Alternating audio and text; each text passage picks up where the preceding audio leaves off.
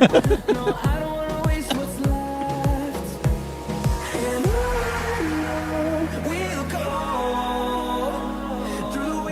to Beerfield. Welcome to Beerfield Fantasy Football. I'm your host at Hopp BFF. Screw it. I should just change my Twitter handle back. Beerfield Hopp. Probably should at some point. You're like, well. Beerfield Hopp with 2 P's, as always, joined by Beerfield Thury. Intro music brought to you by a YouTube search for non-copyrighted generic intro music. So, I don't know. I wanted something random. Something random. Well, we do like random, so. Is this working? Is this thing on? Okay, yeah, this thing is on. Welcome to the show. Week 7 is past us. I hand-wrote a bunch of things that I meant to research to talk about and then didn't research them to talk about, so we're still going to talk about them. We're just going to research it as we go, not unlike we do most other shows. Not at all. We are totally always prepared. Yeah, we got a week 8. Notes. We got a week. Everything else. Yeah, we got a week 8 preview. Some injury news to get into. Tell you who's on bye. You know the drill by now. We're in that part of the season where it's kind of the dog days. You're not in championship zone yet, but we are what would have been nearly halfway over. Now we're still 2 weeks from the halfway point. Right? Motherfuckers. Well, week 7, yeah. I guess because week 8 takes you. Next week would still be. That's right. Next week. Yeah. It's actually the half week in the middle. Programming note, by the way, for next week and the week after, or for this week and the week after.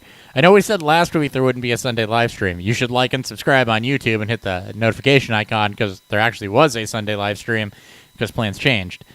This week, because plans changed last week, there probably won't be a Sunday live stream. And the following week, there also probably won't be a Sunday live stream. That's for a happier reason. I'll be in Jacksonville, Florida, Yay. Watching the Jaguars play the Bills. Watching its second favorite team and it is his favorite daddy, Josh Allen. Bills they're up there. They're up there. They're not as high as Jacksonville. No. But I needed a way to describe the situation of, this is your second favorite team, and Josh Allen. No, that's literally what it came down to. As I'm going to Jacksonville, and when we were picking the weekend, I was looking at the Jaguars' home schedule and pinpointed the Bills game. That'll be good. See Mr. Lawrence in midseason form. And I'll be at the tailgate, so I guess Paul Lesney runs this. So that'll be pretty cool. There you go. Yeah. Oh, I didn't ask. How are you doing? I'm good. How are you today? I tried to get my car fixed because my vehicle is kind of important to my life. Is it broke? It needs some looking into. I've put on a measly, I don't know, 20-something thousand miles on it already. So wow. Yeah, there's some stuff that needs to be looked at through it. Unfortunately, when I had my schedule booked, I get a call back from the auto repair shop, tells me that they are very much behind, and they come back in the morning. I'm like, well, that's cool. I'll just, waste a day of, waste my half day of work. But thankfully, with jobs like mine, and where you're required to travel, it's the company car, and they're all like, you got to do it, and I have to use my own personal, so no company car, so shit happens. So hopefully that's ready to go by Friday night. Yeah, hopefully. Oh, shit. Some point Friday. Hey, if you need a ride, I'll be through Springfield tomorrow. Oh, see? So there you go. We'll talk. We'll see what we'll see what the auto repair shop tells me tomorrow morning. I'm being serious. I will be through Springfield tomorrow. I'm actually going to Bloomington. So are you really? Yeah. Nice. There's a concert in Bloomington, so I'll be there, and then I'll be shooting back through that night. Who are you seeing in Bloomington? Cold. Oh, Cold. Yeah, they're playing at the Castle. I'm assuming a lot of our fan base is old enough to know who the fuck Cold is. So maybe if you're into, we're not those hip kids that get all the young listeners. No, we're not. If you're into 90s and 2000s radio rock, Cold. So it'll be cool. It'll be. Actually, I really just did that to bring up the fact that I ask you every week how you're doing, and you never ask me. So, and it's like always a transition, and there's never a throwback on that one. You know, I feel like you tell us how you're doing, so I think that's why. But you didn't today, so how are you doing, buddy? Man, I'm doing good. Work has slowed down a bit before I had another long weekend. I got off on time today. Went through some disc golf. Lindsay put Kai in the carrier and walked 9 holes with me. So, I played the back 9 at Clinton Hills. Nice, very nice. The 18th hole, I think they moved the tee pad. Yeah, because it's turf, so they can do that. And so now there's no, you know how I would take the right route to avoid the pond? The water. Yeah, there's a tree in the way now. So you cannot throw. That's always there's like one fucking tree in that one spot too. There's just one tree. You cannot throw right now because there's a tree that completely blocks your angle off the tee box. The only way to throw right now that's right. is to hyzer something or anhyzer something understable around it.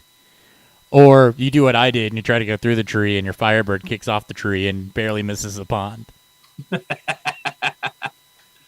Yeah, you'd have to go backhand. Backhand Annie, probably. Backhand Annie. I guess if you have, a forward flip or a forehand flip, or just a forehand shot, I guess. You don't need anything. You know what I should have done? It's not that far. It's just a flick. So no, it's not. But yeah, it was all right. All right, we got beer. We got beer. We got content. Well, kind of. I have one question too. Depending on your written hand notes sake, I have a question I wanted to ask too. Well, we'll start with that and see how far we get into my written hand notes. That's fair. Fair enough. What's fueling Beerfield?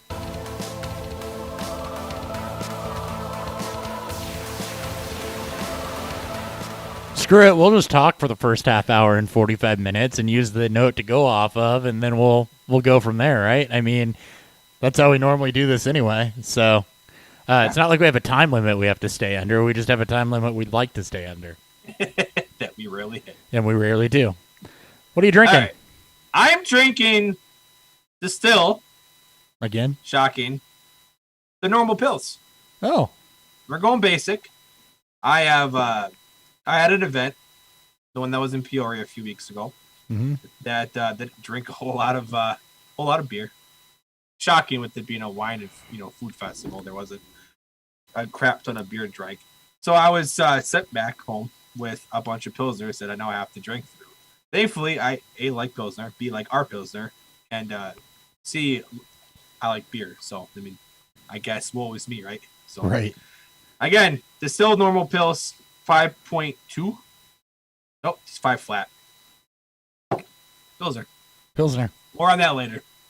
All right, I'm also keeping it a little basic. I've got Man & Mill's number 100 brown ale. So it's just a straight English brown ale, checking in at 5%. So picked this up last. It's actually high for an English brown ale. Saturday while I was standing in line. So yeah, it's a little towards the high side.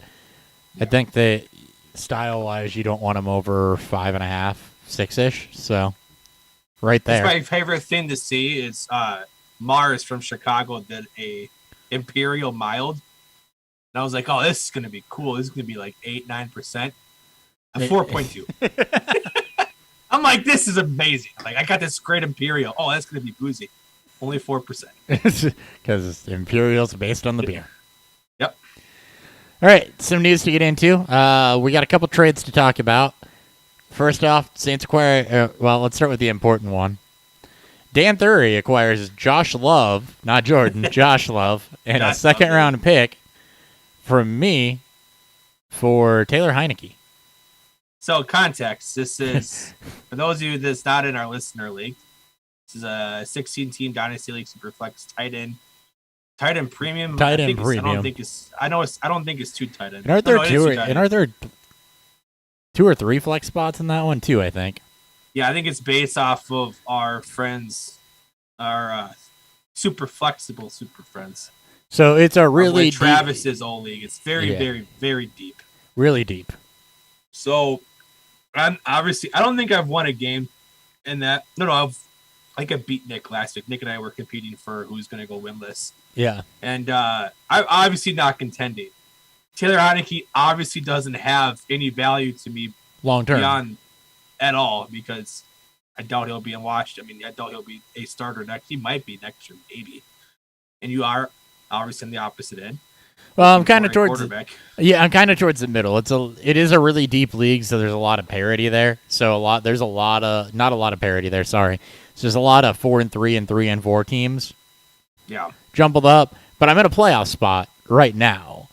But also with it being that type of league, quarterbacks are a huge commodity, right? I mean, if everybody only has starters, you're starting the entire NFL.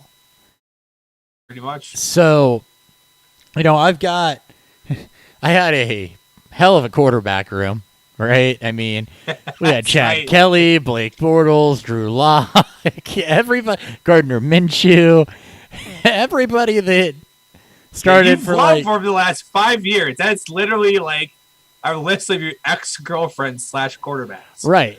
So, yeah. So, they're just in Josh Love, which is an internal league joke. If you don't know who Josh Love is, go look it up. He was in Rams camp last year, but you don't need to know.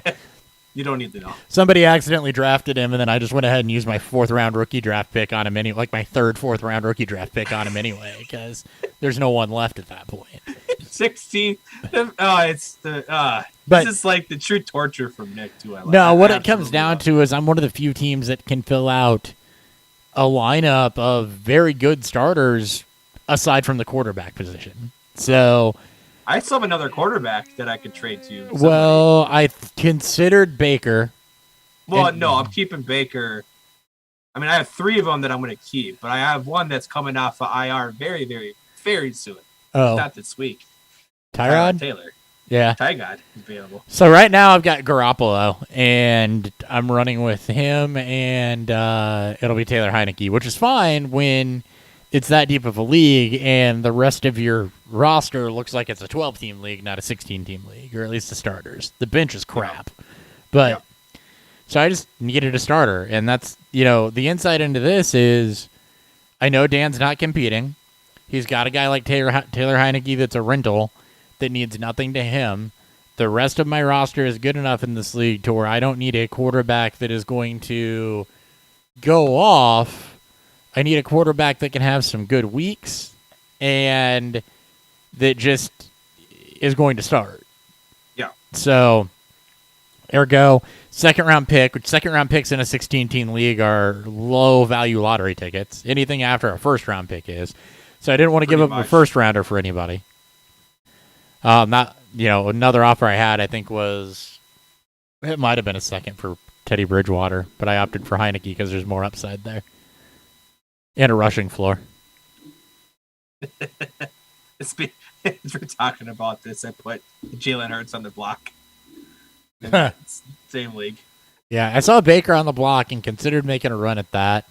But, for me, it's just like, that probably gives me too much stability at quarterback, and I just can't have that in that league. No, you need to keep on brand, which is... Just figure it out year to year. We'll trade, second-round picks for spot starters every year. Yep. Mark Ingram is going back to the Saints. So the Texans traded him to the Saints. What did they get for? What did they give up for him? I thought it was a 6-rounder, right? It was. I don't think it's been stated. Okay, probably a low round. At least not in the news. It's got to be. It's got to be a low round draft pick. A late day 3, probably 7th round pick. So I mean, this tells you a couple things. One, the Saints aren't happy with what they have behind Alvin Kamara. Very true. Which we knew that would be the case. They want somebody else behind Alvin Kamara to help lighten his workload, especially when the passing game is not there. And for Ingram, this is a good thing because he is going to a team with a better O-line, and somehow an upgrade. Going to the Saints is an upgrade on the offensive side of the ball for him. And Ingram really, the 3.2 yards per carry isn't good. They weren't blocking for him a lot, but we looked at Ingram, or I did, a couple weeks back, and I believe he was actually pretty up there in like yards after contact stats and just, even the fact that he was averaging over 3 yards a carry was a testament to what he was doing with how little he was being blocked for. So, yeah, yards created 22.7 a game. Where is it? Juke rate was 8th. Evaded tackles was 6th. So you look at that combined with the other thing. I mean, you get him behind a line on a team that at least has a little bit more dynamic to it. This is a guy that still has the talent to string together some efficiency, but he was on a very inefficient team. But when you look at the underlying numbers, especially that juke rate and that evaded tackle and yards after contact, I'm going to let you talk here so I can find that, but I know that was higher too. This is either, if you're the Ingram owner, a resurgence, but a sell window, or you let it go for a bit and build some value, because I think this could turn out well for him. Well, you see a slight bump. Saints are 5th in team rushing plays per game. I think they're at 31.1, 31.2. This is per play profiler. I think there is they run, I think, was it like almost a true 50-50. They want to run the football more. It's just how they want to go about their play style. Obviously, it's to protect Winston, it's to protect the passing game. Until Sean Payton trusts Winston more with not only with just the playbook, but with the offense in general, they're going to keep it that way. Now, we can't expect what Kamara and what Kamara and Ingram was just a few years ago during Kamara's rookie season in the second year. When Ingram was with the Saints, he had Drew Brees, who hadn't gone into shitter at that point.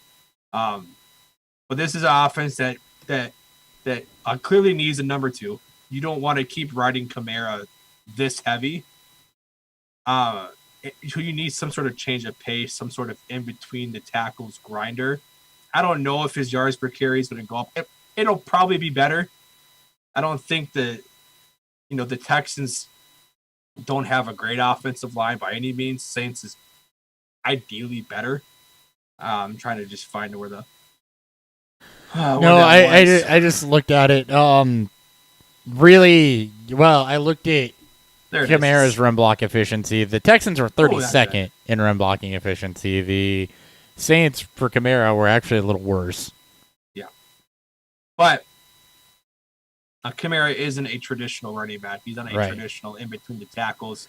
His best skill set is being utilized and maximized on the outside of the tackles and in the flat in the passing game. Bringing back a running back who's familiar with the offense already and who knows what his role is as soon as he gets to this offense should help Kamara see less of the shitty carries, the in between the tackle carries that he's not the greatest at, and let him get back to where his natural role is. Mm-hmm. Yes, could he see some, maybe 1 or 2, 3 less touches per game? Probably. Should he see an uptick in passing volume as he'll get even more of that receiving work as he should? Yes, I think you'll see more of him getting involved as a pass catcher and is better, in game situations. Mm-hmm. Yeah, and 170 already yards after contact for Ingram. So, it's a net positive. Wait till he has a big game. Yeah. If he has that 2 touchdown game, or he goes for, 10 carries for 60, 70 yards and a touchdown, that's your window to sell. I don't know if he'll get enough volume to be consistently fantasy viable. In deep leagues, I think he'll definitely have some flex value. But if you have him on your roster and he'll be rostered in all sorts of places, you will have a sell window if you're trying to get a late, a second round pick for him, or maybe even an early third at the worst. Mm-hmm. Ryan Fitzpatrick still weeks away from returning. Speaking of Taylor Heineke. It should be his job there. Well, no, I don't say it should be, but I think it will be. A lot of people limited and not practicing. More on that.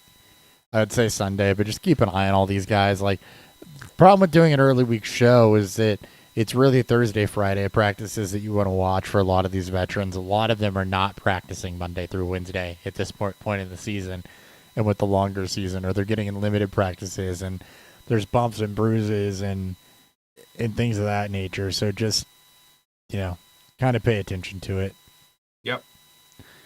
The ones you do need to know about, Devontae Adams is not playing on Thursday, or likely to not. He won't play. COVID protocol. Alan Lazard was not vaccinated. He's in COVID protocol, which is different than Devontae Adams, who was. So he's definitely not playing. Hopefully you waiver grabbed Randall Cobb. I did. Everywhere I could. They're also, it sounds like MVS is going to travel with the team. Yeah, and he could be back. He could be back, depending on how well the pregame warm-ups are. They don't have to activate him until tomorrow. Yep. So they won't be able to wait until pregame warm-ups. That's fair. They have to do it, I think it's like 1:30 tomorrow that they have to activate him by, if they're going to. I think they will. They'll just decide if he'll play or not by then. Yeah. Michael Gallup is practicing. His window's open, so if he was dropped in your league, go for it. Be interesting to see what that does to Dalton Schultz. And Devontae Adams did not travel with the team, so he's out. Obviously out. Joe Flacco not going to join the Jets until Friday, and will probably be inactive for Week 8. That's expected. Mike White is your starter in New York for right now. I was able to go out and grab him. Somehow, some way, a quarterback that's going to start a game was deep buried on waivers in our listener dynasty league. Oh, it depends if sleeper was up to, it's up to stuff on it. It had his projected saying that he was a starter, like projected points, so people that look through waivers will see him popped up right away. You got to know who you're looking for, right? Exactly. I actually only caught it because I had a roster spot and was going to look for the most ridiculous person I could find to put on the trade block, and then I saw Mike White there, and I'm like, that's actually not a bad way to use that roster spot. And then you have Joe Flacco the week after that if you still don't have Zach Wilson. And if White lays an egg, right? I mean, he's got first crack at this thing, so if he doesn't completely stink it up, he may not. True. McLaurin not practicing. That is a new injury, so pay attention to that. New injuries are the important ones, not new injuries at this point in the week, not things guys have missed practice with since Monday. Yeah. Taylor designated to return. He's expected to be activated. We just talked about that.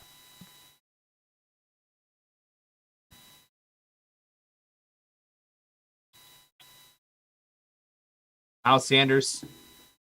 He's out. I think he's out, looking like he's not going to play. So low ankle sprain. I think he might miss a couple weeks. So Gainwell was likely rostered in most leagues. Boston Scott did all carry him. He was not rostered in most leagues. I picked him up several places. Well, perfect. I mean, he probably got dropped before that. Yeah. But yes, if he's out in your waivers, which by this point he's probably been picked up, go look to see if Boston Scott's available. It's not going to be all Gainwell. And there might be some flex value depending on how we see the carries. Where the full week of practice should shake up for this offense. Yeah. See, who else we got? Rob Gronkowski is going to make his return Week 8. Antonio Brown with a crutch still. Baker Mayfield maybe back. So a lot of things to just know early week. I can't believe Mayfield already. I think he logged a full practice today too. Yeah. That's nuts.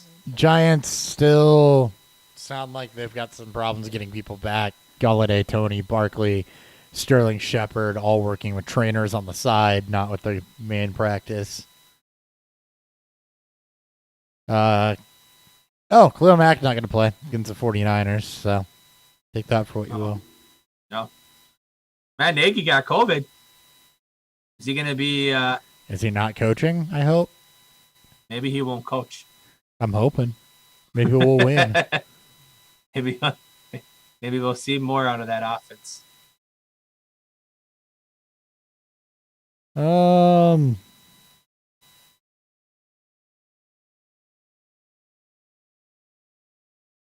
That's interesting. NFL commissioner said he thinks Washington owner Dan Snyder has been held accountable in regards to the ongoing investigation. I don't believe that. Well, that and they already came out and said that they're not going to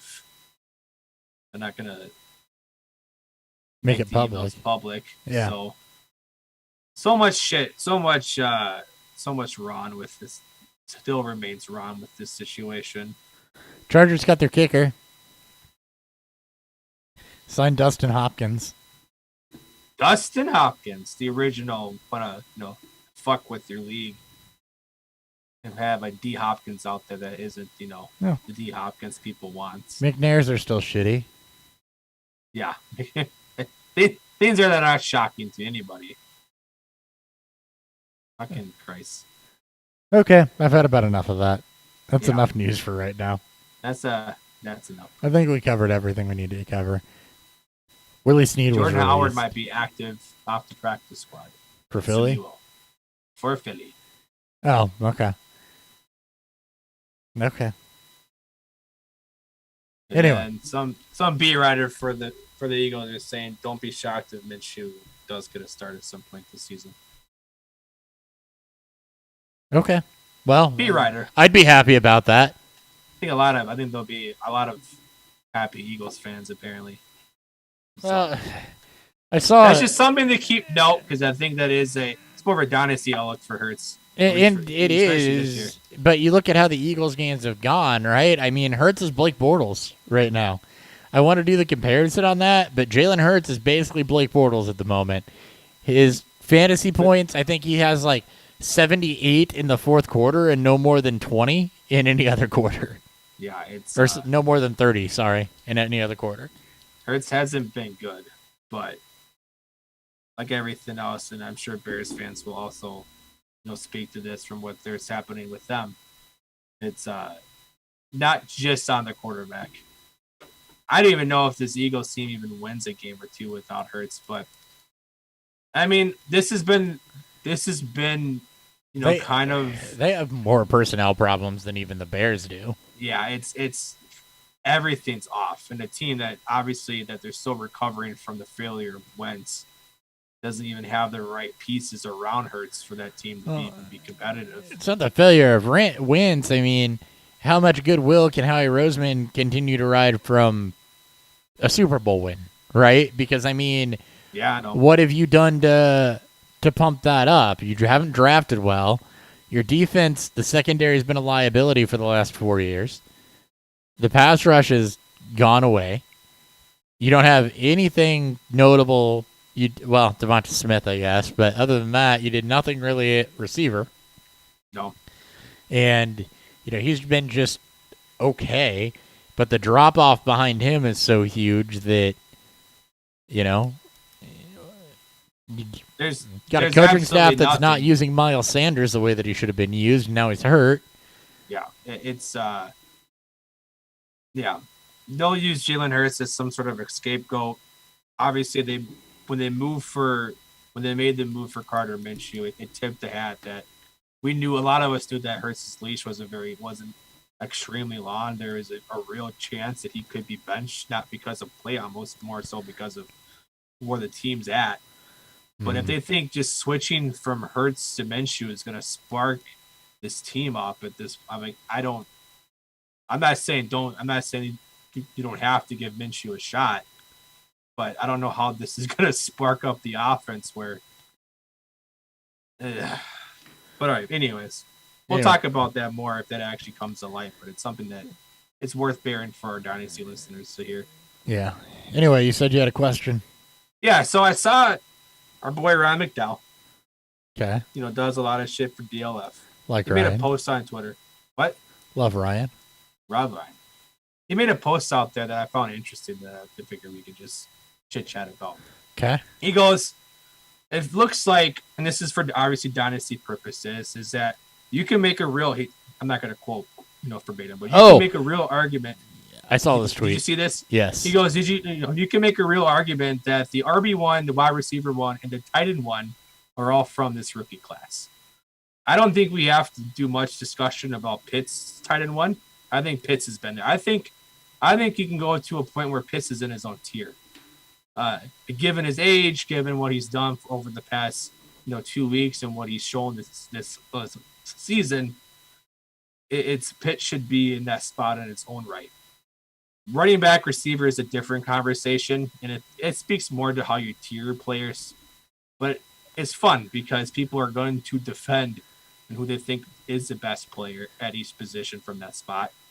Yeah. But I thought it was fun that there's a lot of love going to Najee Harris, which I think is the biggest takeaway. Yeah, and there is, and really, with McCaffrey's injury issues and the shelf life of running backs, right? I mean, it's hard to argue against Najee Harris as the RB1. Like, you and I talked about this in the offseason where, Kamara and Cook, who are arguably the next two behind McCaffrey for most people, have questionable contract situations coming up in the next year or so. So, there's a lot of question marks around running backs anyway. So for Najee Harris to come in and do what he's doing, you could make the argument. I don't know that you would sell me on it. I totally agree with top 3 to 5. He's tier 1. He's tier 1 for sure. Who's ever in that, which I think it might be JT Swift. And I want to say McCaffrey, but I mean, age and injury, but we know who he is in that offense. Like we is literally the Panthers offense, even with DJ Moore there, who is often considered a tier 1, tier 2 receiver in his own right for dynasty purposes. So, and I would still stick, despite the injury issues, I would still stick Cook up there too, probably. Well, Cook up there. I think I still put Barkley up there. I think the Giants are going to re-sign him. His 5th-year contract will start, obviously, next year? Or is it 2 seasons? Or next season or 2? I can't remember which one it is. But, well, it's like the Cowboys go on bye, but you can't forget Zeke really either, right? I mean, he's signed. He's paid. Yeah. So, and then you start throwing on age, and generally age is more of the running back conversation after their first contract, after the rookie contract. So while, Najee Harris is an older rookie running back, given for what we normally see from our high-end backs, he's still going to be with Pittsburgh for 4 years. Mm-hmm. They have a 5th-year option on him because he was a first-round pick. I think the only true argument you can make maybe against him from being up there is where Pittsburgh is going to go at the quarterback position, and how does that affect the offense. But we know the history of Mike Tomlin running backs and the bell call usage they get. Right now, Najee Harris, 89.7% opportunity share. That's it's high. Right where Le'Veon Bell was. That he is the offense. Now, new quarterback here, when you don't have a noodle arm Big Ben, should make the offense more vertical, maybe see less targets.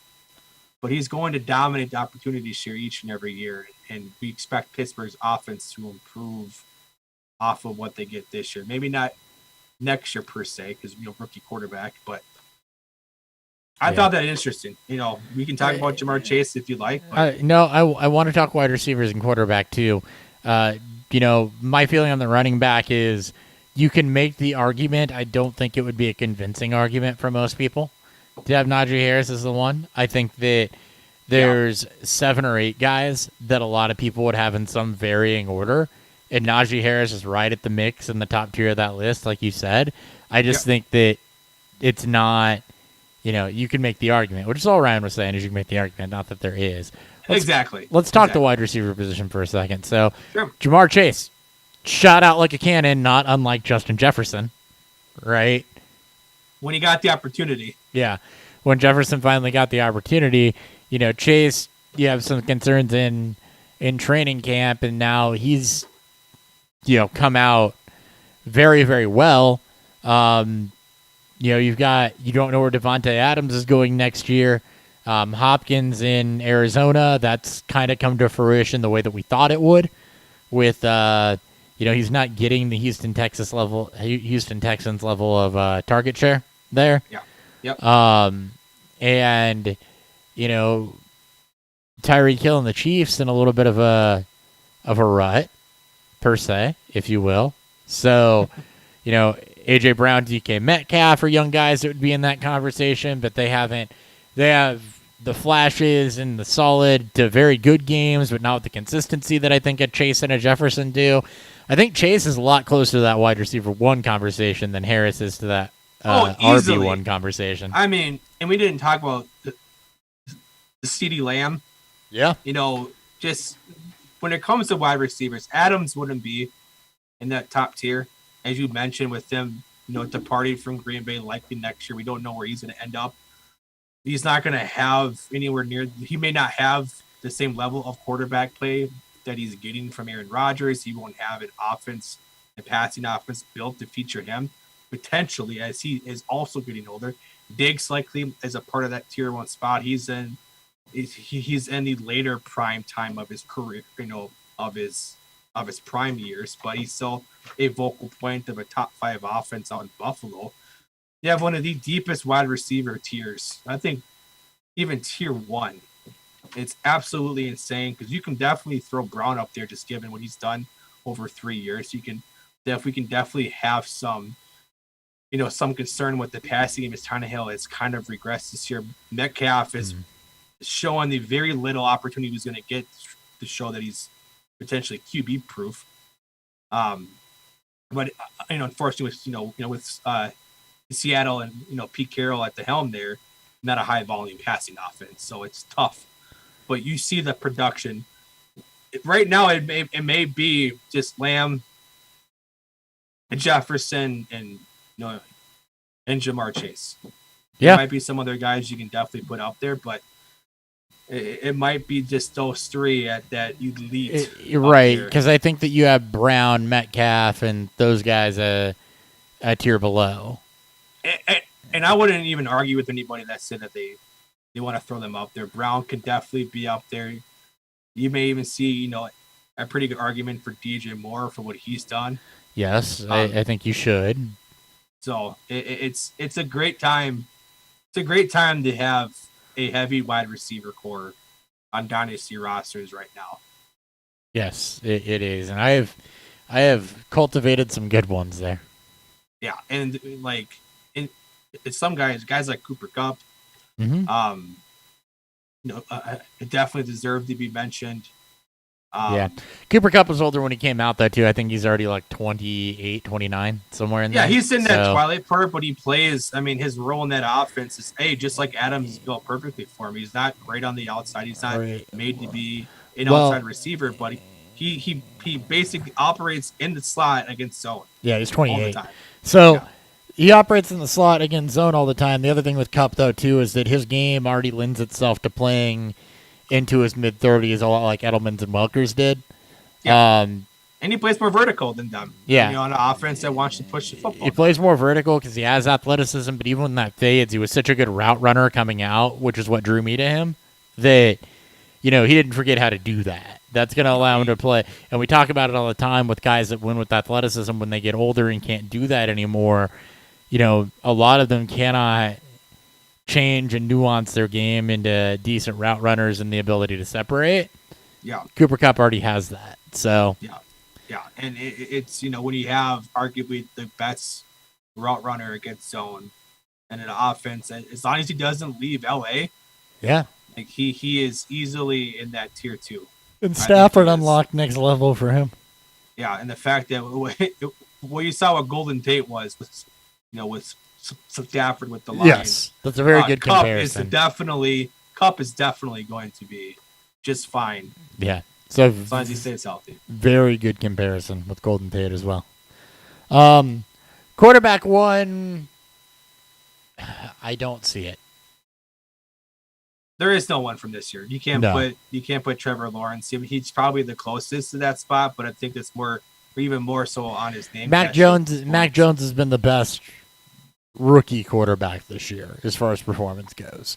And, how many people are shocked by that, though? I mean, maybe a little bit, but well, if I'm you are, not you that weren't. shocked. If you are, you weren't paying attention, right? Mac Jones was the most pro ready. That's why we thought he was going to Shanahan. Not, not a guy like Trey Lance who has all the tools but needs the polishing, or Justin Fields who has all the tools and needs some polishing, or Zach Wilson who has a lot of the tools and needed some polishing, right? I mean, Yeah. Mac Jones is always the one that was, and Trevor Lawrence were the two that you looked at and said, okay, these guys are closer to ready now than this next tier of guys. And so, but the performance there hasn't necessarily justified to me for either of them putting them up near dynasty quarterback one. I don't, with what's going on with Mahomes right now, I don't know. Josh Allen maybe is your dynasty quarterback one because he just got paid and his performance hasn't slipped. It's almost like a 1A through 1F. Yeah, I mean you got Mahomes, Allen, Murray, Lamar. Although they're figuring him out, but he has flashed this year the ability to use the arm more. Yeah, he'll get his contract. Ravens he will. Are playing too well. Lamar Justin Herbert, you've got to consider up in that top echelon. With the fact that he's just picking up right where he left off after last year. So it's just it's not even more so that Mahomes not having his best stretch of football. It also isn't shocking. He's not shocking enough. He was a gunslinger at college. Like he was a raw prospect as well coming out that just happened to hit his ceiling immediately when he took the field. Well, and we've talked about the Chiefs a lot too. He's been fine. Like he's been rough because he's playing hero ball too much. Because they have no defense. They have no defense, and you don't have any real competent playmakers around them outside of Kelsey and Hill. And that's the problem, and that's what we've said the problem was for the Chiefs for the last couple of years that we expected to bite them was the defense. But every time we talk about the Chiefs from a fantasy perspective, it was the same two names. It was Kelsey and Hill, and if it's not either of them, good luck. And suddenly it's not either of them, and we've hit the good luck phase because there's not anything competent or reliable behind that. People wanted, Mecole Hardman to grow into the wide receiver 2 or the Tyreek Hill replacement or whatever you thought he was going to be, but the talent, I'll be honest with myself, because I didn't like him anyway, the talent was never there for that. It was the athleticism. Never productive at all. Yeah. Like he was a pure project. They were trying to find the same diamond in the rough that they found with Tyreek Hill, and Hill would have been a far higher draft pick that he didn't have. His allegations at Utah. They just haven't brought in a second, let alone a third wide receiver that either is a veteran that has experience and has proven to be productive. They tried it with Sammy Watkins, probably the worst person you could try that with. Or just imagine this. Drafted another receiver with high capital or upside. Just imagine this. 2020 draft, Chiefs do not select Clyde Edwards-Helaire. Fucking horrible pick to begin with. And they go T. Higgins or Michael Pittman. Yeah. Outside alpha receiver, because Tyreek's not an alpha. No. He's a gadget player on a very high-profile offense. He's a gadget player on a very high-profile offense that has a lot of boom to his game. But you get a true alpha out there like Pittman or Higgins? Man. Just imagine, and then they keep, either they decide to draft the running back later on there, whether it be like a guy like, what about, with Gibson? What if they decided to trade for a Marlon Mack, or they make another, or they keep Damian Williams, who's been productive in that offense, basically another year, and then it's these draft picks when teams say, well, this is a luxury pick. It's a luxury pick. There's not a fucking luxury pick in football. No. That's why you don't go running back in the first round. That's why you definitely don't go running back like a guy like Clyde when you have a Swift. Imagine Swift. Right. It's just, and it's not that it's fucking bonkers to me. It's not that I don't like Clyde. It's where he went. It's the Chiefs made some piss poor decisions. Or you look at what they could have done coming back to bite defensive 'em. wise. You had a deep cornerback class this year. You had, you know, a solid defensive class last year, and you didn't do anything. Yep. So, and you're starting to see wasted draft picks. Yeah, you're starting to see where that goes for them. But yeah, this is a sports talk radio portion of the show. We're just riffing at this point. But Boom, boom, boom, boom, boom. yeah, you don't. Anyway, back to the point though. Off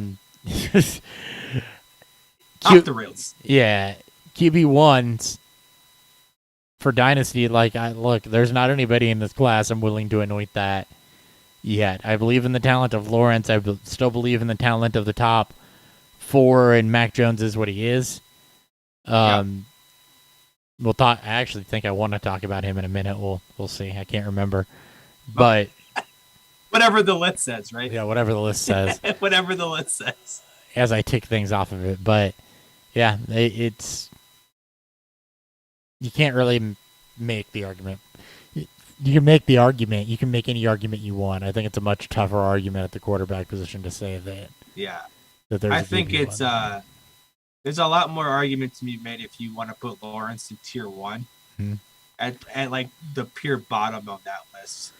I mean, we'll see how he keeps playing because he's starting to improve. I was semi excited to see if what Wilson could have become off of their win and plus the bye week, even though it's against the Patriots. Obviously, we know my love of Justin Fields.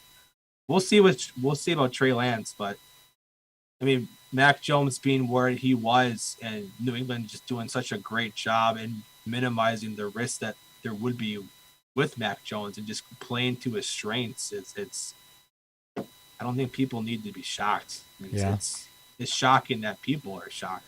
Yep. Mac Jones has found success. And Lawrence is playing better, but as I run through this, the guys I would take over him would be Josh Allen at the moment, as we talk about this in Dynasty. Oh, yeah. Yeah. Would be Josh Allen, Lamar Jackson, Joe Burrow's close. Those two are really close for me. I think I lean Burrow. We're starting to see the Bengals offense truly come alive right now. Yeah. Hopefully it does remain. Patrick Mahomes, Justin Herbert. Could make an argument for Dak. Talking about guys that have been in the league longer than 2 years, or 3 years, or 4 years. Could make an argument for Dak. Nope, NFC, not in the NFC North. Rodgers too old. Well, and you don't know where he's going next. Same thing with Stafford. They're good right now, guys, but and Kyler. So definitely Kyler. So I think that's your list. Yeah. So I mean, there's 5, 6, 7 guys right there. Yeah. And at least 6 of them that I would not think twice about that. Maybe Wilson too. Just depends. I would love to see Russell Wilson not on a Pete Carroll led team. Sure. But. All right, let's go to the list. What do I want to start with first here? I'm just gonna go top to bottom here and tell you what I had written down, and we can decide if it's worth talking about. Sure, let's do it. Samaje Perine and his snap share.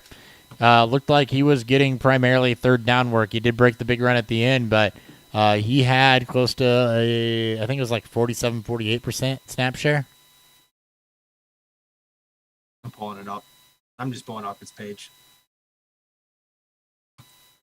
I did it earlier. 47.6. I mean, in a game that they didn't have it truly in hand. It was back and forth ish. But I think they've found that role to go alongside Mixon, which is which they played together in college. So yeah, which is even funnier. Yeah, you just can't escape it. He's at 5.5 yards per touch, which is 14th in the league. Close to 4 yards a carry.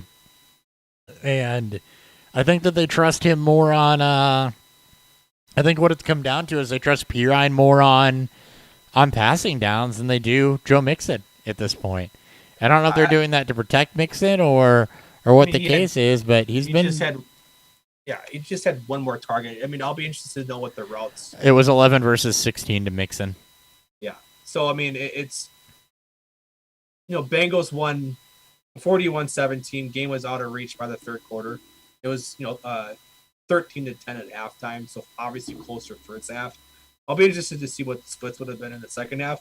But we know that the Bengals want to at least use Samaje. Mixon's always been a bit of a headache. As someone who's been a Mixon truther for fantasy forever, the misuse of him it's been duly noted. But I think you can make a note that this is his lowest snap share that he had all year. The game against Green Bay, he was hurt in. So it's more telling of what the outcome of the game was, where you can maybe make a point that the game was out of reach. You don't need to play Mixon anymore. But it does make note that I think Pirine needs to be rostered in deep leagues. Yeah, especially if he's going to get third down work. All right, let's try to see how much of this we can get through in a 15-minute span. Bears offense and Justin Fields. Rough. It's a little bit of everything. It's literally everything. I was kind of I'm a Bears fan, as most of you probably know by now, but I'm not a Bears homer, if that makes sense. You have never been a Bears fan. I recognize it is a very, very flawed team. And so I was poking at some of our Bears homers a little bit on Sunday. And what you always do. I had a good chuckle. I do poke at them a lot because they are homers. We love them, but they are homers. They are homers. I was poking at the Bears homers a little bit this week about Justin Fields because he fumbled 3 times. He took 3 sacks. He did not look particularly good. And so, I kind of threw out there that maybe I wasn't seeing things when I thought that he was a little slow to process the field and a little slow to release and that he'd need some time to adjust to the NFL game. And maybe, just maybe, Matt Nagy, who saw him every day in practice, wasn't wrong about the fact that he would need some time to adjust to the NFL game and protecting him from that by putting Andy Dalton out there. So, maybe, just maybe, there was some truth to that. Now, there are other factors, obviously, right? The Bears don't have a wide receiver that can separate. That is shaded Allen Robinson. I've no shock to anybody that's listened to this show for any period of time that I'm throwing a little bit of shade at Allen Robinson. Fields is a quarterback that doesn't throw with anticipation. He has to see it before he throws it, and he doesn't have that. He's relatively accurate, especially on the deep ball. He's not pinpoint accurate. So when you're trying to throw to a guy that can't separate, it's a little bit of a problem. Some chemistry issues there, but Allen Robinson does not separate well. To me, this team is missing a player.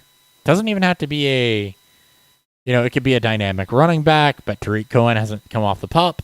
It could be wide receiver, tight end, whatever, that can separate to help their quarterback. He doesn't really have a safety net. That's a personnel thing. That's on Ryan Pace. And he only has about 3 seconds to throw for a drop back, too. So while he's not... So you've got a really bad mix there where you got a quarterback that doesn't process or make decisions quickly or throw with anticipation behind an offensive line that's porous as hell. Those are not mutually exclusive things. They can both be true, and in this case, they are both true. And what makes it worse is that when you have the worst supporting cast in all of football, and you have arguably the worst offensive line, not the worst tackles, in offensive, in all of football. And there's injuries there too that have led to that. There's also injuries. Yeah. It's also extremely difficult for rookie quarterbacks in general to develop the ability to throw with anticipation. We've been spoiled. Basically what it's been. We were spoiled with Mahomes and Watson. We've been spoiled with Josh Allen now in his development. Even Lamar Jackson at times. We've been spoiled with Kyler. We've been spoiled with Burrow and Herbert. We are expecting elite play from the get-go because we see it from Herbert and we see it from Mahomes specifically from day one. And it's setting these expectations that rookie quarterbacks can't struggle right away. Now, what the Bears do beyond this after this year to help develop Justin Fields, whether it be him or provided him with supporting cast, we'll find out. But it's been fucking ugly. It has been ugly. All right, moving on. That took about 5 minutes. We got 10 minutes left. Van Jefferson. 100% snap share, 42 routes to run, 7 targets, 4 receptions, 108 air yards. There's obviously a way the Rams want to use him. Hasn't necessarily come to fruition yet. True catch rate is 89th in the league. So, he's not, these aren't high efficiency routes or passes or anything like that. His contested catch rate is terrible. And he doesn't necessarily gain a ton of separation, but they're trying to use him deep. What do you make of the way that they're using him with these not great efficiency numbers that go along with it? And, I think he's a lesser Mike Williams. Yeah. He's on a prolific offense. He's got, decent draft capital, so that the Rams are invested in him. Robert Woods, I can't imagine it's going to be there much longer after this season. So Van's going to step into what should be a higher volume role. With more efficient routes. Like his offense, it seems just based on his usage, he seems to be just an all over the place type of player. He's not great at really anything. It's just he's a bigger body. He's got speed. He can play on the outside, which I think is where they want to use him. I think he's a good complement to Cooper Kupp. But if there's a buyer out there, I'd probably move him. I don't think he's particularly great. But he's on an offense that's going to give him a lot of touchdown opportunity because of what I think his role is that the bigger outside receiver that can win some 50-50s. He's got decent body control. Yeah. He's just not winning 50-50s. His contested catch rate is 21%. Problem too. So yeah, that's a problem too. When your job is to win 50-50 balls and you're not winning 50-50 balls, that's an entirely different issue. So the way that they want to use Van Jefferson is promising, but it's fundamentally flawed with the way that Van Jefferson's performing. He's also not getting deep shots. That's the thing too, right? He's got one good game. He's got a couple games here and there with decent air yards. He had 180 this past game. Yeah, but he's still 41st in total air yards for the season. So one good game is not going, to erase. I'm interested to see how that changes, though, because it seems like they're phasing out Deshaun Jackson a bit, too. Don't forget he's there. I always forget that wherever Deshaun Jackson is. So, that's a guy that they would use deep. Now, I like Van Jefferson more in a Robert Woods role with that type of athleticism where you do give him some high percentage throws and try to let him work after the catch. But if he can create separation, I don't know if he can develop into that. So, I don't know. It's an interesting dynasty piece to hold and see. Oh, yeah. I'm not saying that you need to go out there and, sell him for pennies on the dollar, but I think you can sell him on the fact that he plays in this offense and he really hasn't been as productive as I think what he could be. Mm-hmm. But that's just me. All right, skipping forward, T. Higgins coming off the injury. We're interested in what would happen with Jamar Chase. It seems like he's fallen into the Tyler Boyd role, which is still perfectly okay, and Tyler Boyd's the one that is the answer to who gets phased out here. You did see 15 targets, though. This offense has 2 outstanding outside receivers. Yep. Why would you check it down to your slot receiver when you have ridiculous chemistry being built between Burrow and Chase, being built on top of what they had in college, and they're being insanely effective with it? This is our next great potential pairing. This is Ocho Cinco and Huzmanzada. Yeah, exactly. And you have 2 better athletes than than the two you just mentioned. So it's Yeah. going to be great. It's if you're a Bengals fan, especially if you love the offensive side of the ball, this is going to be a great time. As long as Higgins can stay healthy, I love the pairing between him and Chase, and I would definitely be trying to go out there and acquiring, some T. Higgins. Yeah, but I think Build off of this Jamar Chase. And I think he had the injury that cost him a couple games, and then they kind of slowly worked him back in a little bit. As far as target volume goes, he didn't have a huge game coming out against Green Bay, and then, didn't have a huge game against Detroit, and then took off again against Baltimore. The receiving yards aren't there, but the target volume is, and the work is, and I think you're going to continue to see that trend upwards. He's falling into a different role than he was last year, but yeah, it ain't a bad one. 15 targets in a blowout win. Yeah. While you're still battling back from injury, probably. I'm sure he's still banged up in some sort of aspect too. So buy yourself some T. Higgins in Dynasty. Sure thing. Alan Lazard had himself a big game, but ran 90% of the routes, which was 29 of them, 6 targets, 5 receptions, 60 yards, a touchdown, only to land himself on the COVID list. We won't talk much more about that. We'll wait till he's back and MVS is back and see how that lands. Bengals defense and Bucks defenses. So part of what we have to do when we talk these defenses is, we generally have to adjust to where things are trending, because we do see defenses improve as the years go on, or as the weeks go on. Bucks pass defense looked very, very good against the Bears. They look like they're trending in the right direction. And the Bengals defense just looks much improved over last year. I mean, are the Bengals not the insta start that they maybe had been? The Bengals? I mean, I don't think they were ever insta starts. No, I mean not start the defense, start people against them. Oh, against them. I'm sorry. I mean, they've allowed no more than 25 points. They played against the Vikings, the Packers, and the Ravens, two highly prolific offenses. It's not like things have changed too much when they played against, when they play good teams compared to bad teams. It's more about looking deeper into what they've been successful against.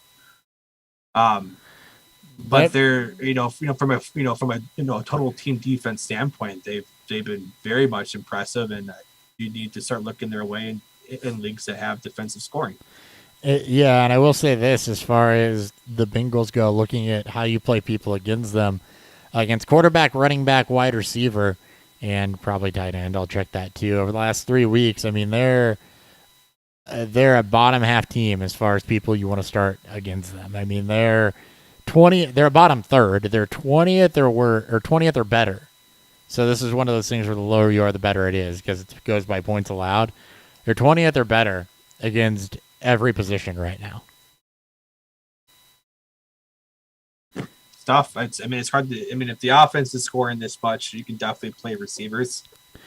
You will, and that's where they're that's kind of it. But they're still, again, they're a top 10 team in not allowing points to wide receivers. So I'll see it this way: you're always going to play studs against them, like your best players. They're probably not a streaming option you're looking at playing against. Right, and that's I think how they were perceived a lot after last year. So we have to adjust that narrative a little bit.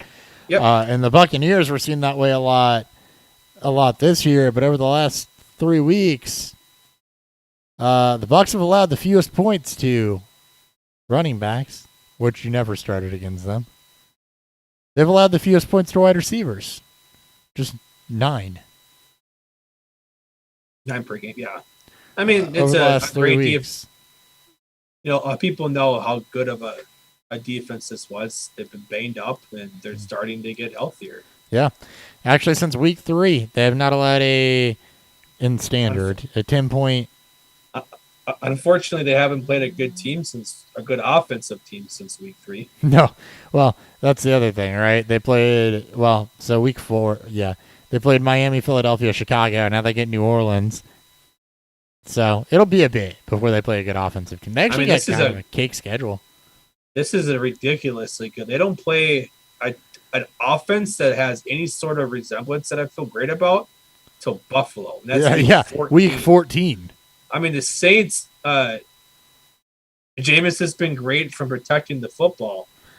And maybe you can look at that saying, well, you better hope he gets it on sacks. But, I mean, you get Washington, Giants, the Colts. Wentz has been playing better. It still makes a lot of bullet in place. Atlanta, and then you get Buffalo, and then after that, Saints, Panthers, Jets. They have one difficult offensive opponent left. That's it. The team they go pick up. The bye week's week 9, there's going to be leagues that drop them. Yeah. No doubt. Especially if one of these random teams has a good game. More so in garbage time. Like what happened against the Eagles when they put up, 22, but still. All right. Other things we didn't get to, just to put a bow on this. Aaron Jones, kind of a rough go of it. He hasn't had a touchdown in 4 weeks, which is rushing touchdown in 4 weeks. He did have a receiving touchdown last week, which is a little different from him. Kind of a dud last week. You're not concerned about that. Hurts versus Bortles. We talked about that earlier in the show. I was going to do a more direct comparison. Didn't get there. Carson Wentz has been playing a bit better as of late. So that pairs with the fact that Michael Pittman has emerged as a wide receiver 1. So you need to be aware of that. Michael Pittman is somebody that needs to stay in your lineup at this point. Actually, Carson Wentz has not thrown an interception in the last 4 weeks, not for lack of trying. I thought he threw a pick last week. He did not. Sunday night. Nope, it was ruled a fumble. Oh. Well. They ruled it a fumble because his arm wasn't coming forward. Really? Yeah, it got hit out of his hand in the air. It was a forward flip. Oh, that's right. So they ruled that a fumble. So he has not thrown a pick in the last 4 weeks, 2 touchdowns each of the last 4 weeks. Just 150 yards in the rain, but other than that, hasn't really taken a ton of sacks behind a decent offensive line. Saw a little bit of the rushing floor come back last week. So Carson Wentz is trending upwards. And then Pittman and Debo have been very, very good. And you should start both of them. I don't know why anybody was ever screwing around with Brandon Ayuk. That victory lap is the only laps I will run today. I mean, I don't know. Anyone could predict that he'd be Shanahan's doghouse. But Debo was getting too disrespected. I would say that. Predicted that I just didn't like Brandon Ayuk. So, yeah. When I don't like a player, they've really got to perform for me to get off of that. I will get off of it, but they really got to perform. And it takes some time. They got to work at it pretty hard. To me, Ayuk had not done enough, right? I mean, he had a pretty impressive rookie season. He had an okay rookie season. He had a better rookie season than Debo. Compare the numbers. He didn't have a better season last year than Debo. This is his rookie season last year. Of course he had a better season. Debo was hurt for most of it. Right, but on a per-game basis, when Debo was healthy, he was the better receiver. They weren't healthy together. That was part of the argument that we made, but yeah, I'm saying that it was coming off of Ayuk having such an impressive rookie season that it's more or less shocking to me that he struggled, that it's been all of a sudden it's a doghouse thing. He started really slow and then was big there in the middle when Debo was hurt. But to me, the disrespect to Debo, who's done nothing when he's healthy but produced, I don't even know if Debo's given you a dud game ever. I'm sure there's some. I'm going to go look. Definitely hasn't been one this year. I'm going to go look. Hold on. But it was to me, it was always the hyper disrespect. So get this. To Debo. First year, looking at 2019, he was hurt, but in games that he played, he was never below 50 yards. And that's through the air. You know that they use him in the rushing game too. So, scrimmage yards, he was below, I got to do math here real quick. He was below 70 just once in his rookie year. So there's no duds there. I got to look at last year. He had games under 50 receiving yards. No, he didn't. Not in 2019. I'm looking at the game log. 17 receiving yards against Bucks, 44 against hold Pittsburgh. On. I don't think the page loaded. I think that was this year. Okay. I'm not. Look. I think I clicked it. We both love Deebo Samuel. Hold on. If you don't believe us, we can go back. That's what it was.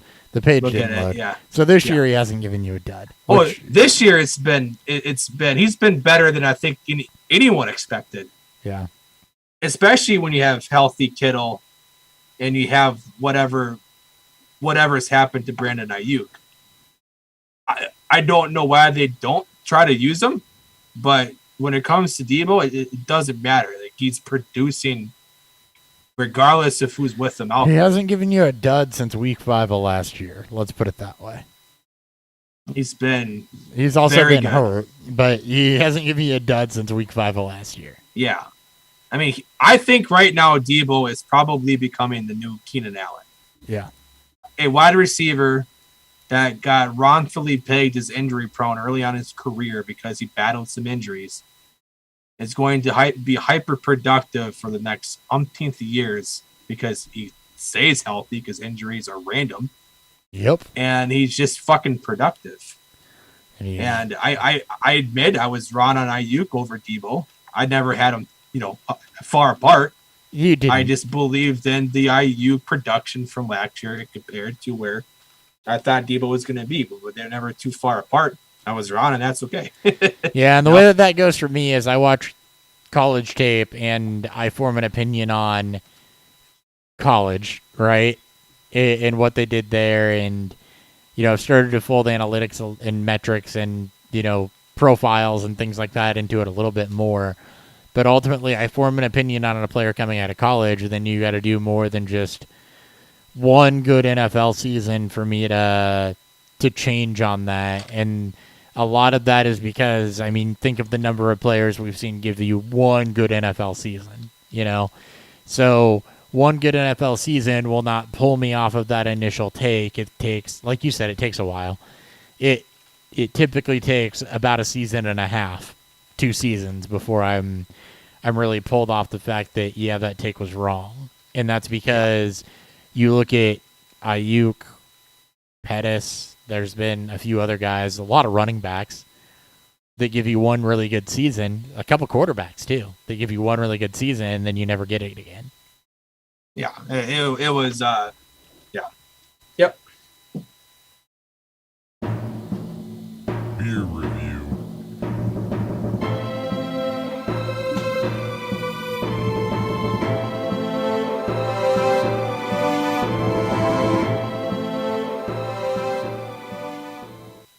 All right. I am drinking, as a reminder, Distill's Normal Pills. Those of you who are unfamiliar with the Pilsner, it's one of your more basic lagers that you'll find in most restaurants, liquor stores. It's filtered, extremely clean, looks very, very see-through when you pour it. Most of them use some sort of, will have hops built into it, so you get a little bit of a hop profile more on the back end.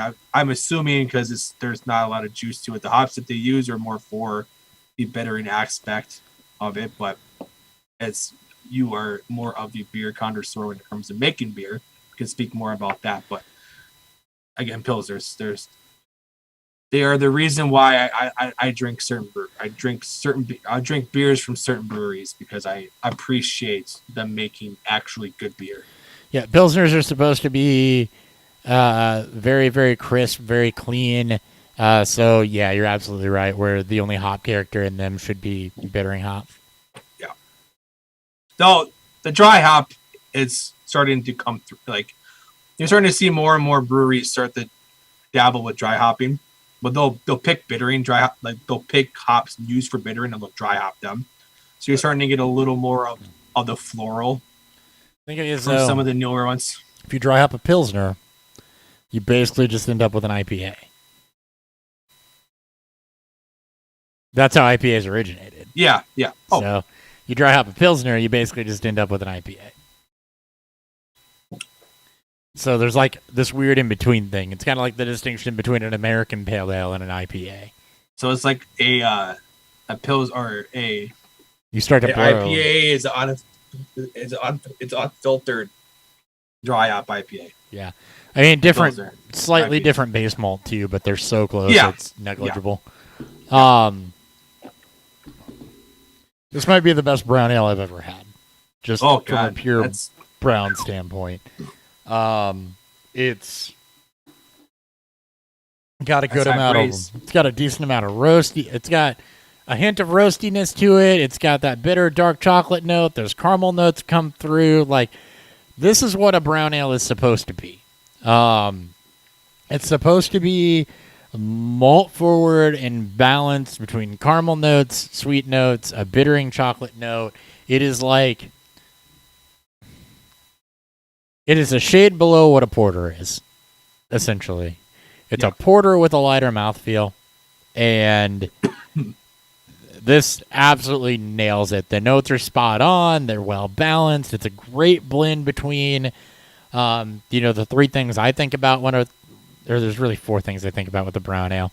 Roasty, nutty, chocolate, and caramel. There's a slight blend of all four. There's not an overpowering note in this thing at all. It's a very, very, very easy drinker, but it's great for the fall because, again, those are like warming notes that I just gave out there. So, yeah, this beer is incredible. Let's put it this way: a Scrimshaw. I like beers, and then I like finding beers that represent styles very, very well. And if Scrimshaw is my go-to Pilsner, spoilers, Scrimshaw is my go-to Pilsner. This is my new, if I want to show somebody a very good classic definition of a brown ale, this is it. A hell of a job by Main and Mill. This is your show now, buddy. We're in the second half. Let's do it. All right. Go on and start doing some game previews for week 8. We'll start with the Thursday night game. Game that I think many people, there's some so hype around it, but with all the COVIDs and potential injuries and stuff like that, it's lost a bit of the scene. But we have Packers versus Cardinals. Cardinals are 6.5-point favorites at home. 49.5 is the game total. Look, this is just to sit back, have fun. It's hard to bet the over with all the high-profile guys like Adams, potentially Hopkins, so I expect them to play. This should be a shootout. 6.5. I like plus 6.5 for Green Bay. Cardinals have looked great throughout the year. They have looked pedestrian at times, and they could easily keep Green Bay involved. Green Bay could easily beat them. I even dabble a little bit on the money line from Green Bay at plus 220 right now. Easily, I'll do Green Bay in the over if I'm betting this game. Probably more so just Green Bay and watch the point totals fly.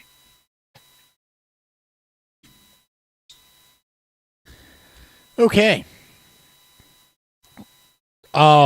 This is a game where I am with you. I think the point totals here are going to fly, and from a fantasy perspective, I'm all for it. Now, we did mention that Green Bay is without Alan Lazard. MVS is a game time decision. Coming off injury, maybe kind of forced into duty. They're without Devontae Adams. So with that, you're going to have to find a little bit of a different way to do it. So for that, Randall Cobb, if he's available, look, I picked him up to start him, right? There's going to be passing volume here. There's going to have to be. Randall Cobb is the next guy up there. Rodgers trusts them. I expect him to get fed and game planned a lot of targets. But also expect them to lean on Aaron Jones a lot in this game. The receiving core is beat up. They have two very good running backs. So this is even a week where, I think that you could get A.J. Dillon involved if you wanted to from a Packers side. From the Cardinals side, you're pretty well. It's more of a Chase Edmonds game to me than a James Conner game, but James Conner has been so red zone efficient and utilized that, I think that you're okay with either of them. And I'm absolutely starting Christian Kirk. He's been second in the pecking order behind Hopp. So totally on board with that. The other thing I want to look into here real quick is I think AJ Green's been a little noticeable the last couple weeks. I don't know how. It's been productive. I mean, this is a high-scoring offense where Kyler loves to spread the football. And we've seen a clear big three for this: Hopkins, Kurt, and Green. Rondell Moore has kind of fallen off. Lost. It's really always been between him and Kurt. Kurt has started to see more routes running snaps. Yep. Over the last couple of weeks. Target volume really hasn't been there for Green. He's got just one game over 6 targets in the last 3, but there's also really all he gets is 6 targets. There's also really only been one game that's been close. That's been close there, and it's not the one where he had 6 targets. So, you can do that, but I'm really more comfortable with Kirk and Hopkins. By the way, did you mention who was on bye this week? No, I will. I'll run through that. I got it right here. Hold on. Okay. So your buys this week are Raiders, Ravens. Ravens and Raiders. There's only 2. Yep. Obviously, loss of Lamar Jackson, Derek Carr, Josh Jacobs, even Devonta Freeman's thrown that. Hunter Renfro, and I haven't changed my board from Sunday. But so Hunter Renfro's on bye, and don't play him this week, guys. No Waller, no Andrews. I'll change it here in a minute.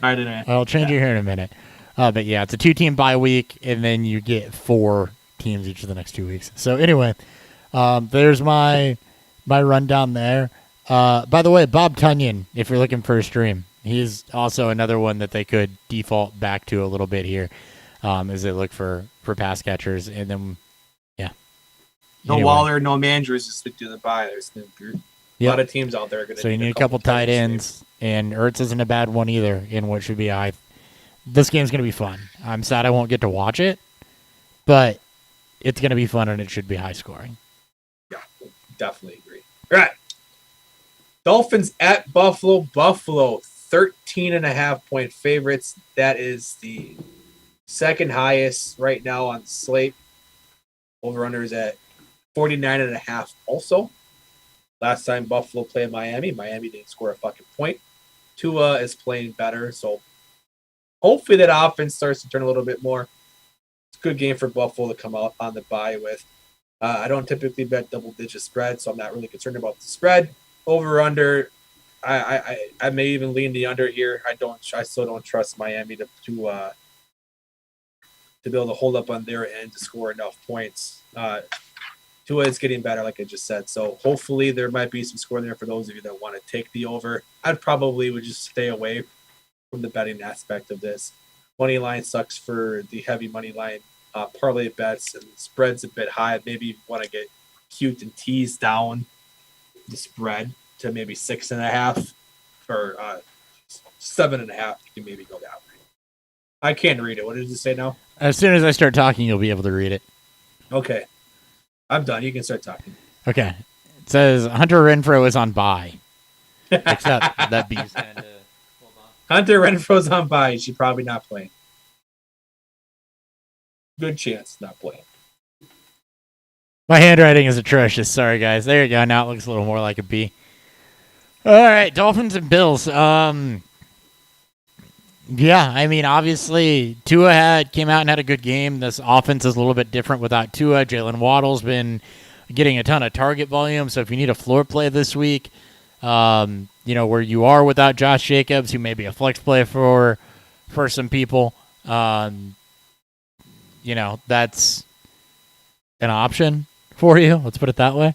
I would steer away from most other things here. I still don't trust Myles Gaskin again yet.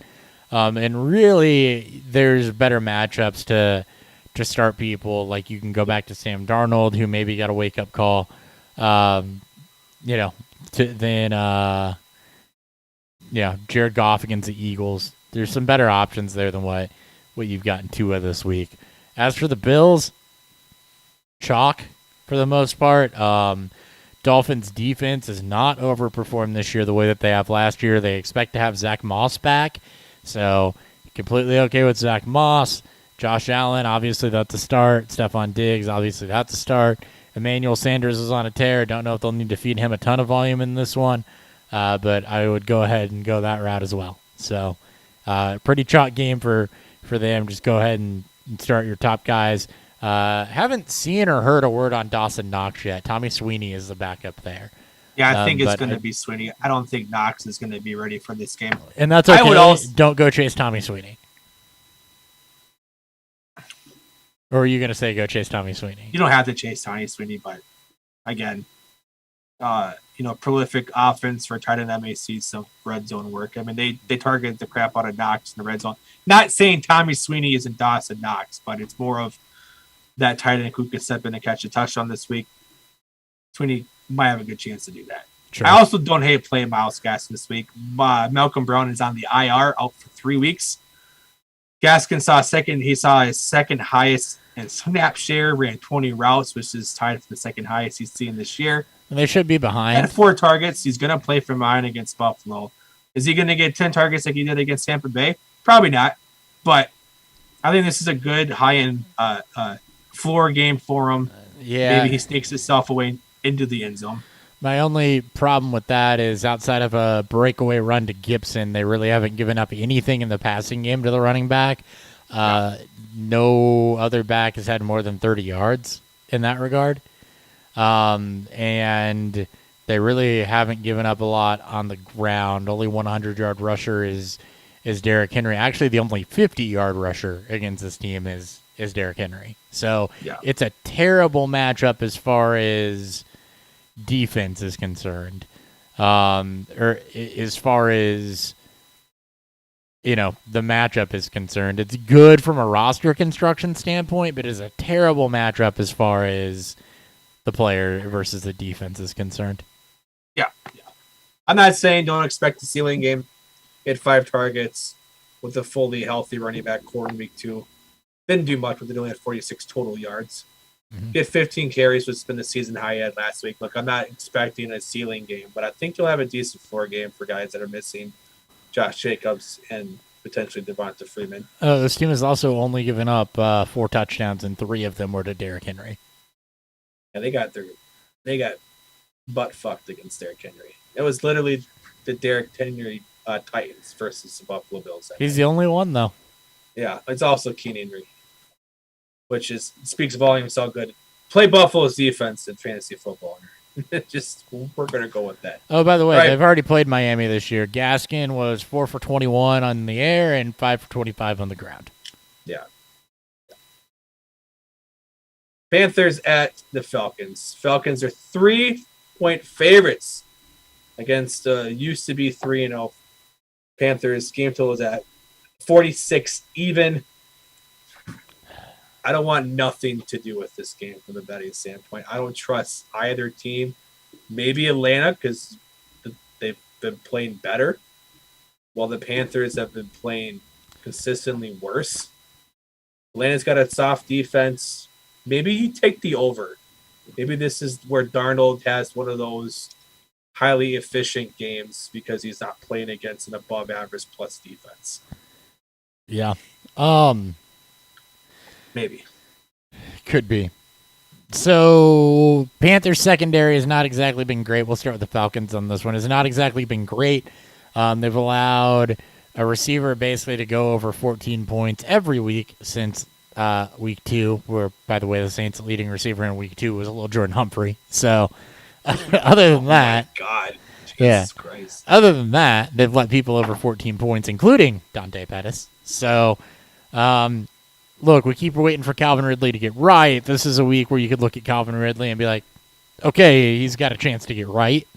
The volume is there. The productivity has not been, so you need that to really take off.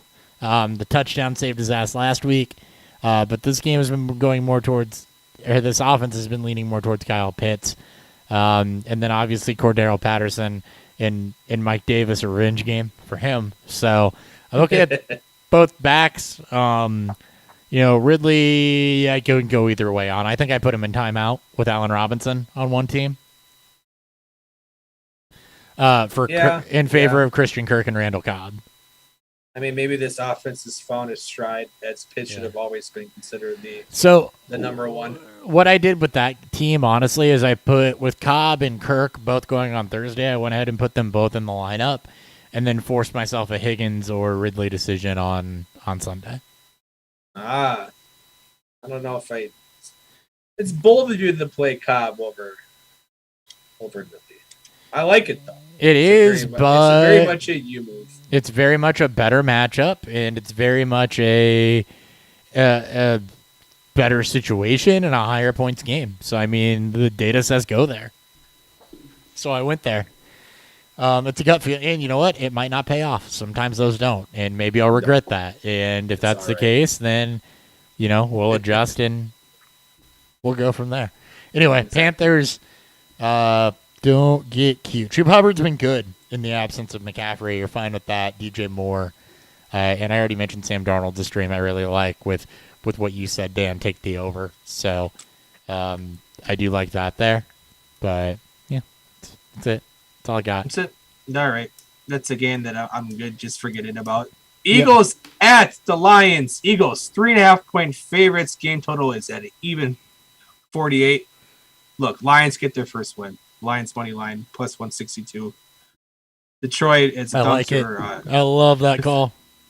Philly's a dumpster fire. Detroit has been competitive in more games than I think people want to give credit for. I like Dan Campbell. Yeah. He's done a hell of a job with that offense. I like what they're doing out there in terms of roster construction before they get their franchise QB. Building from the trenches out with one of the better offensive lines when healthy.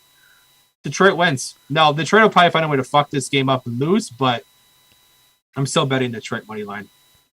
I'm not playing along with the game total. I do expect this game to be close, which should keep scoring being pushed along, but 48 is a bit amount if one of these defenses catch hot and it could get a couple turnovers.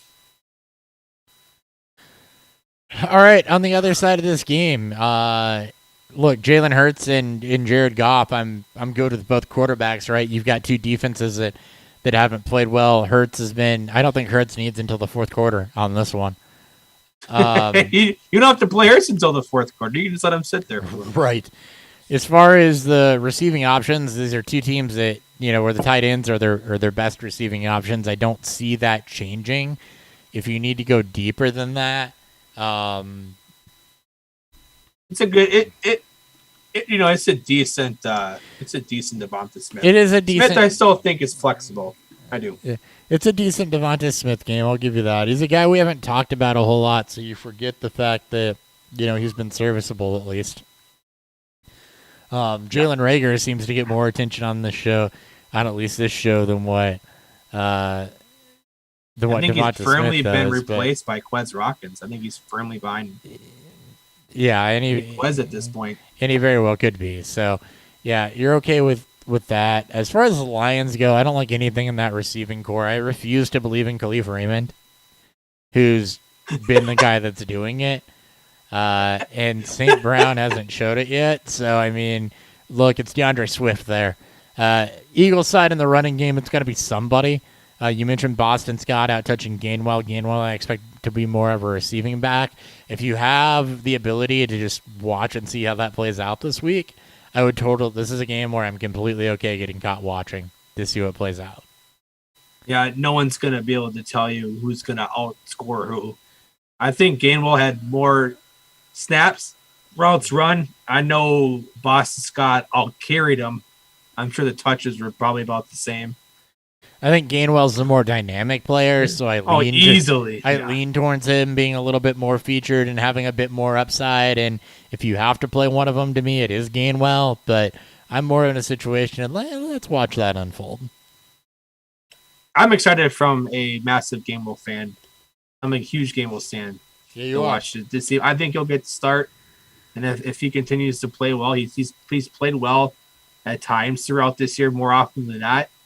I want to see what type of volume they give to him. It's Wendell they didn't Smallwood. give shit to Sanders, so we'll see. But Wendell Smallwood all over again.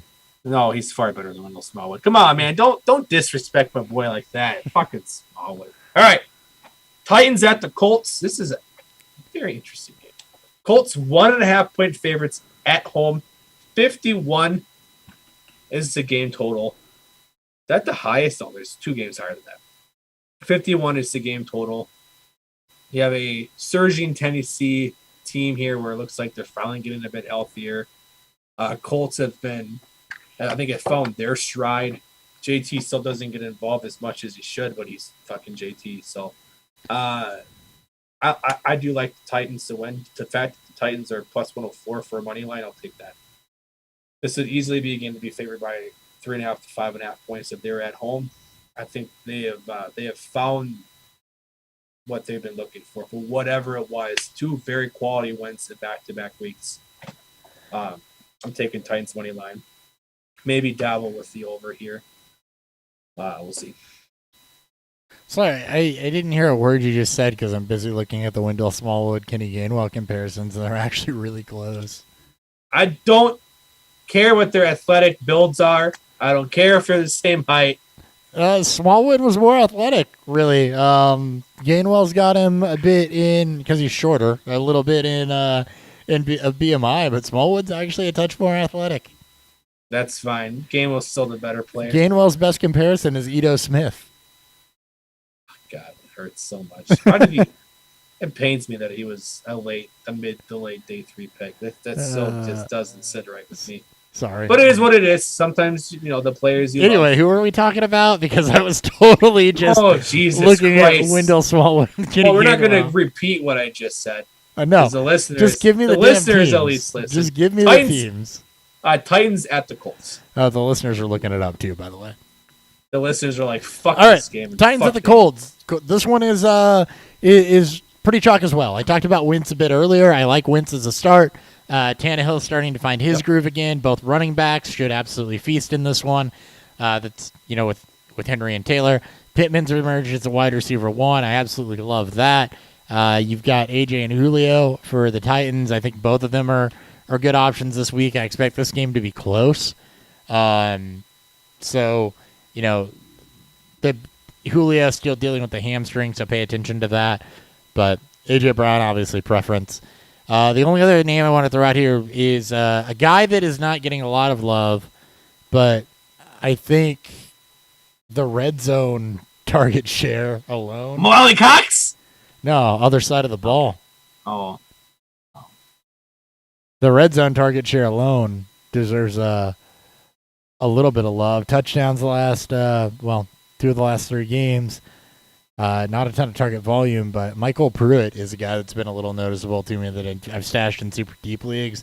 Not saying go out and start him, but if for some reason you're in tight end hell, he's been getting the red zone looks. So, and Ferkser's,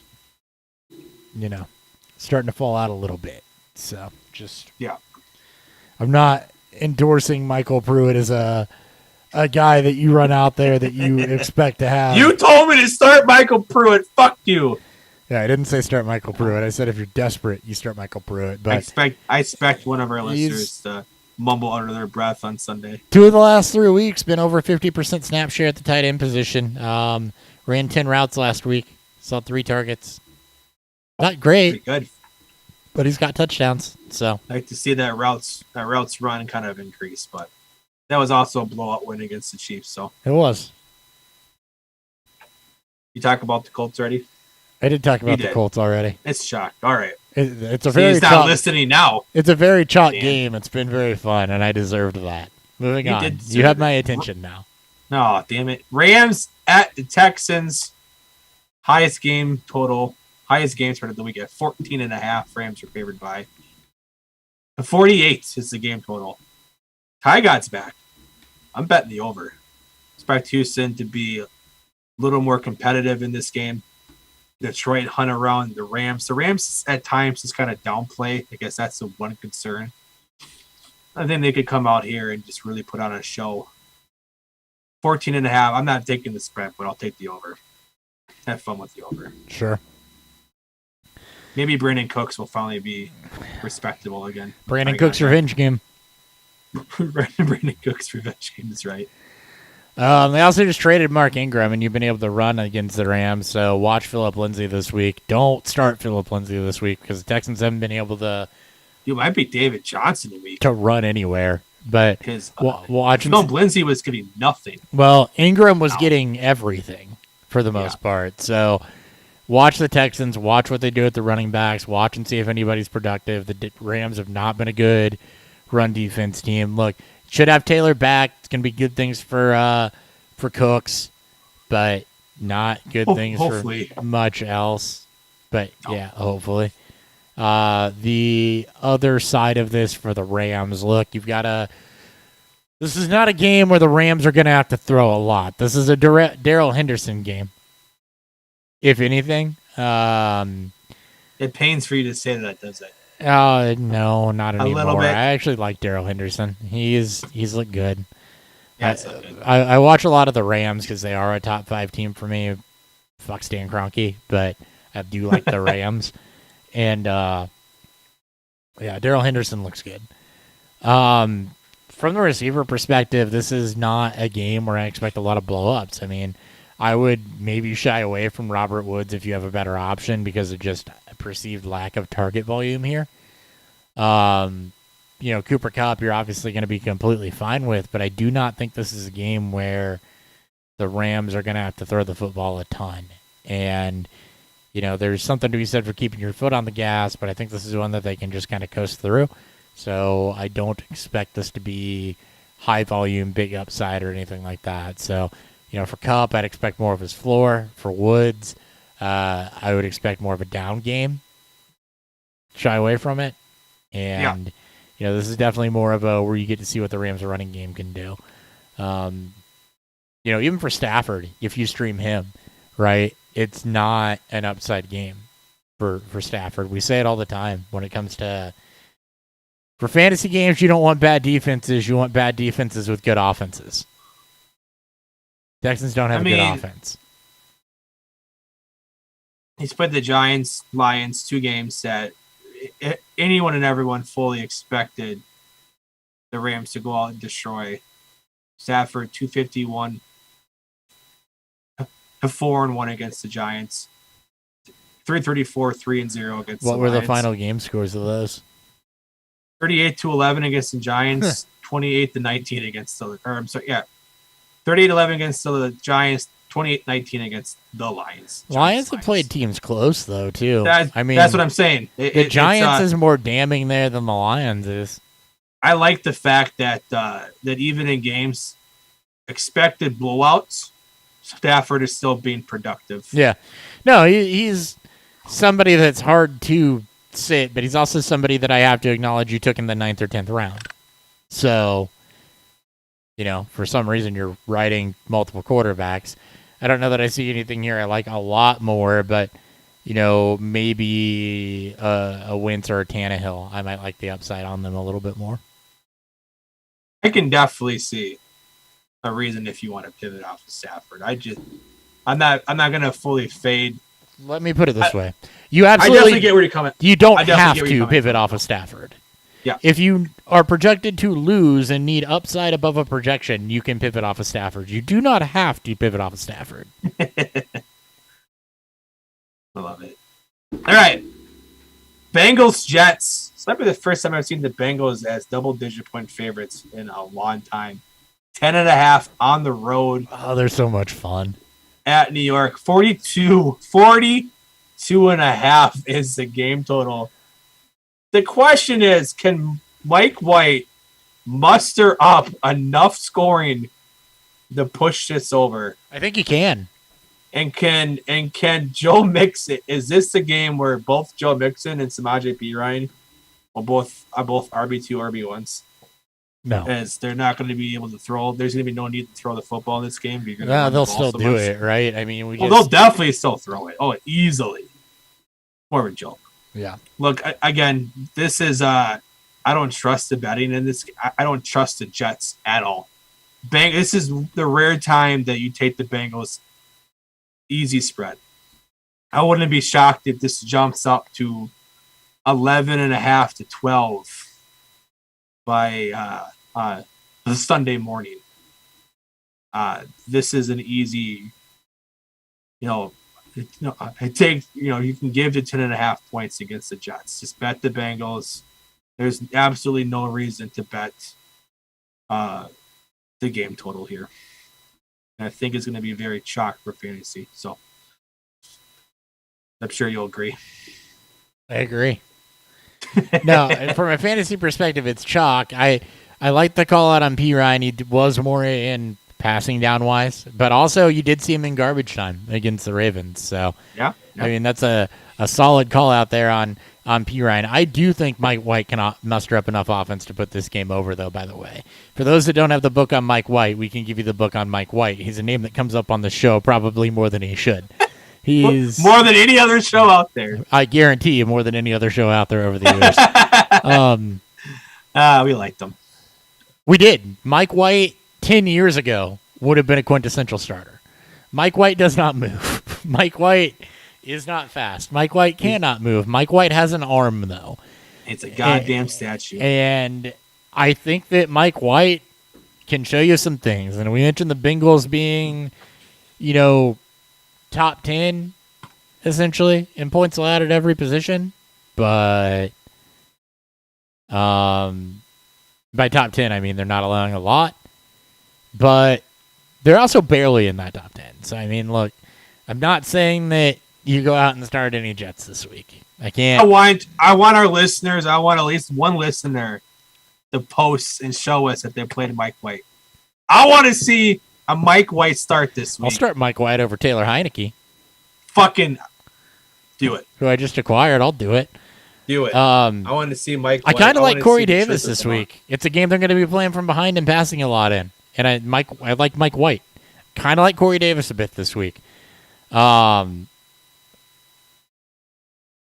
that's all I got. I don't really want to endorse a running back or anything like that.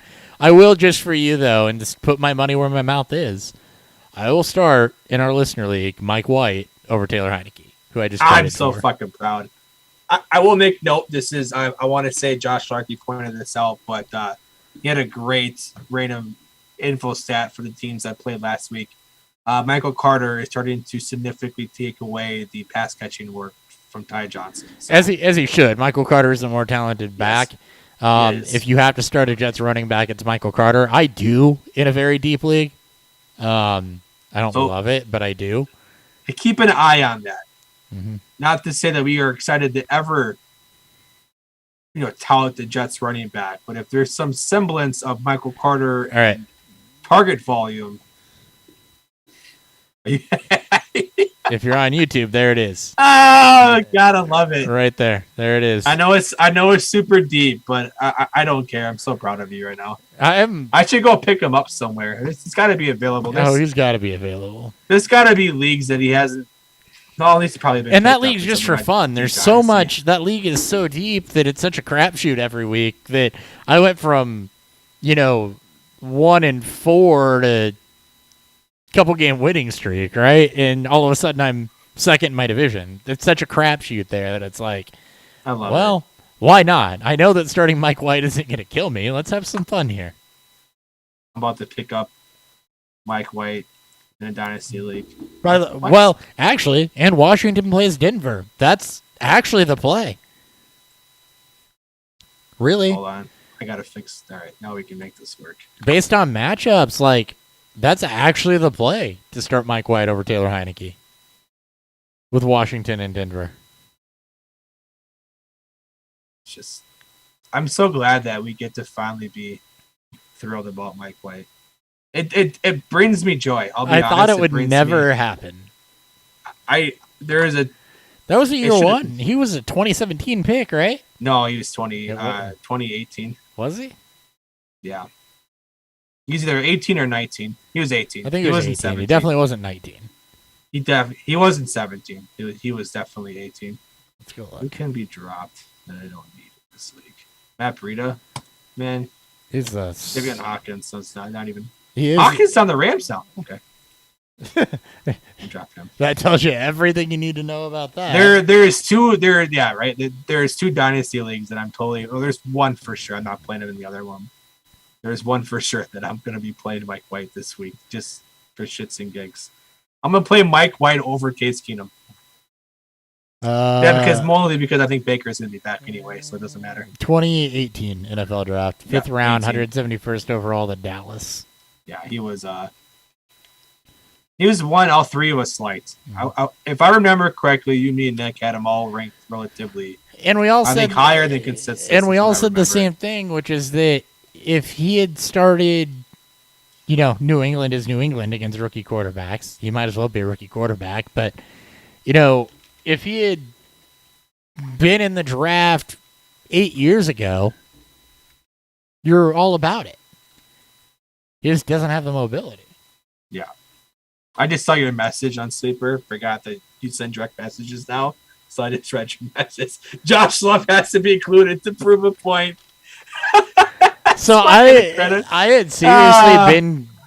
I had asked myself, I'm like, I don't even know if he saw the message. I think he just got it and did it. I did it. I didn't see the message. I just went in and I was working. I just think that you saw it, probably laughed and said that's a throwaway piece. The other part of this trade makes sense and did it. That's exactly what I said. I was like, for a split second, I'm like, why is Jordan Love involved? I was like, wait a second. There's no way he has Jordan Love on this team. So it's just totally gonna be Josh Love. Well, and God. you saw the reason, right? Did you read the actual league chat and see where I was told I couldn't trade Josh Love? Yeah. And I just said bet and went it straight to your roster to find somebody I wanted to trade for. God, it was incredible. Because I knew you would do it with me. So cute. All right, next game. Where are we? I don't know. You're in charge for this half the show. We're going. Yeah, no shit. God damn it, I am in charge. We're Pittsburgh at Cleveland. Cleveland is 3.5-point favorites. 42.5 is this game total. As we're still unsure if Baker is going to play or not. Baker or Gase for the Browns. Either way, this is two good defensive teams, two struggling offenses. It's really just two struggling quarterbacks at this point. Mm-hmm. I don't trust the Browns. I don't trust Pittsburgh, but I also don't trust the Browns. They're not going to be with, I believe, both with Kareem Hunt and Nick Chubb. So I think it's expected that they're both still going to be. I think Hunt's still in IR.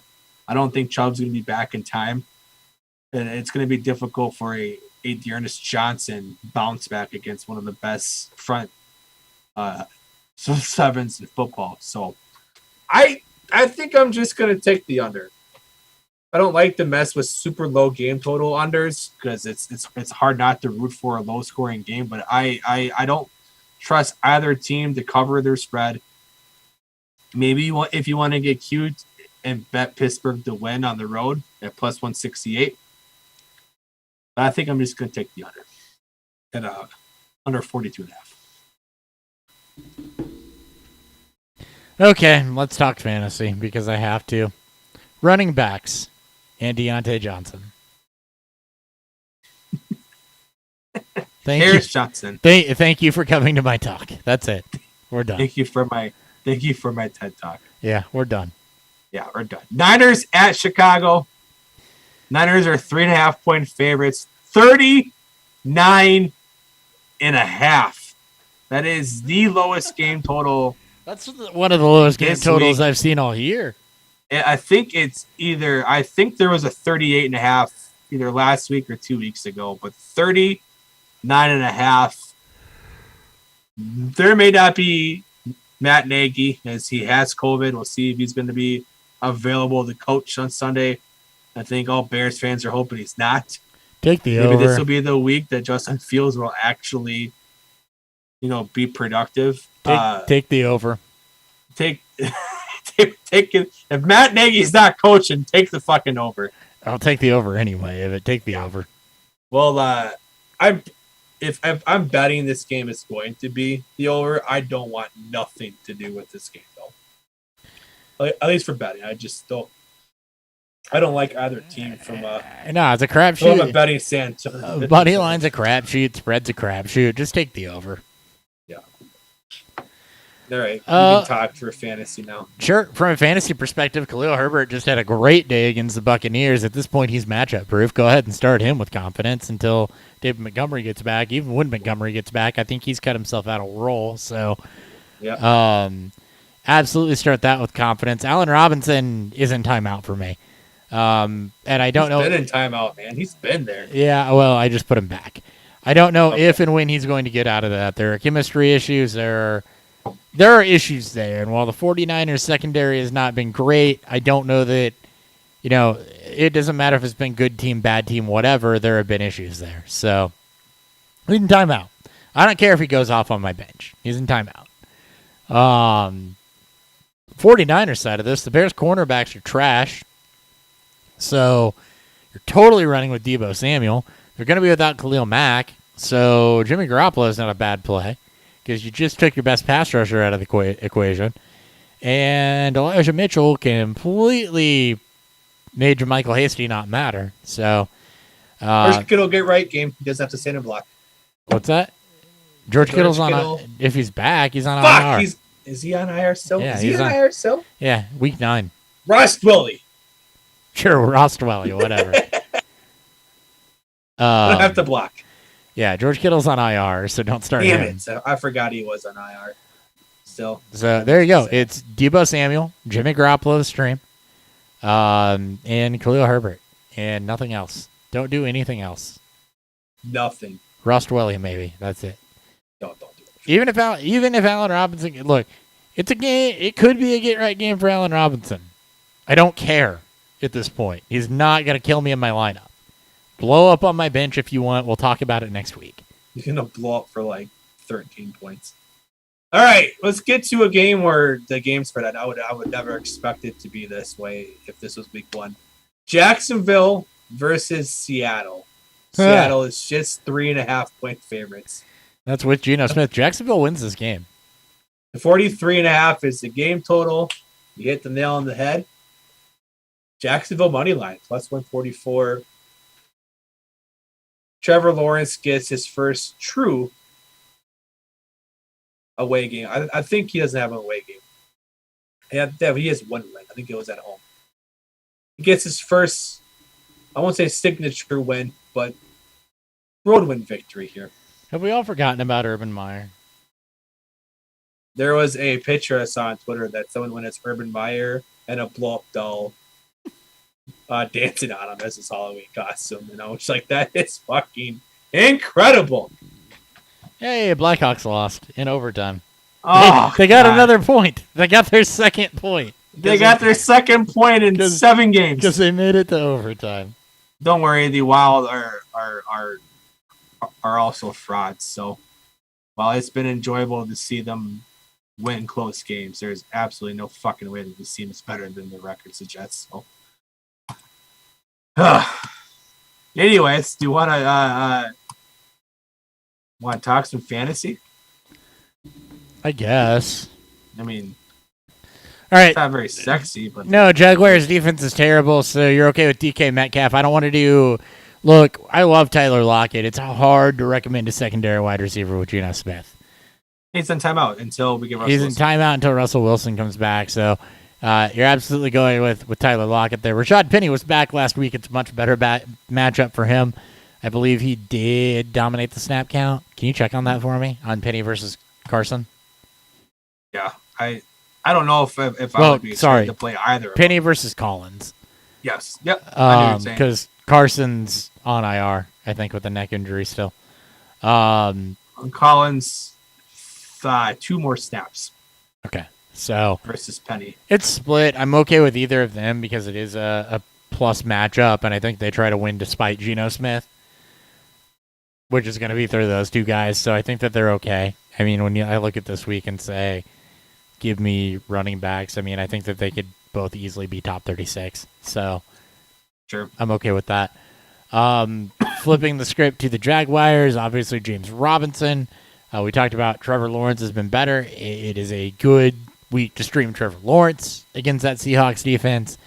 And, I mean, Chark's out for the year. Chenault's the guy. Marvin Jones has been solid, but I think there's an argument to start both. I mean, you could. Jones is the target leader compared to 2.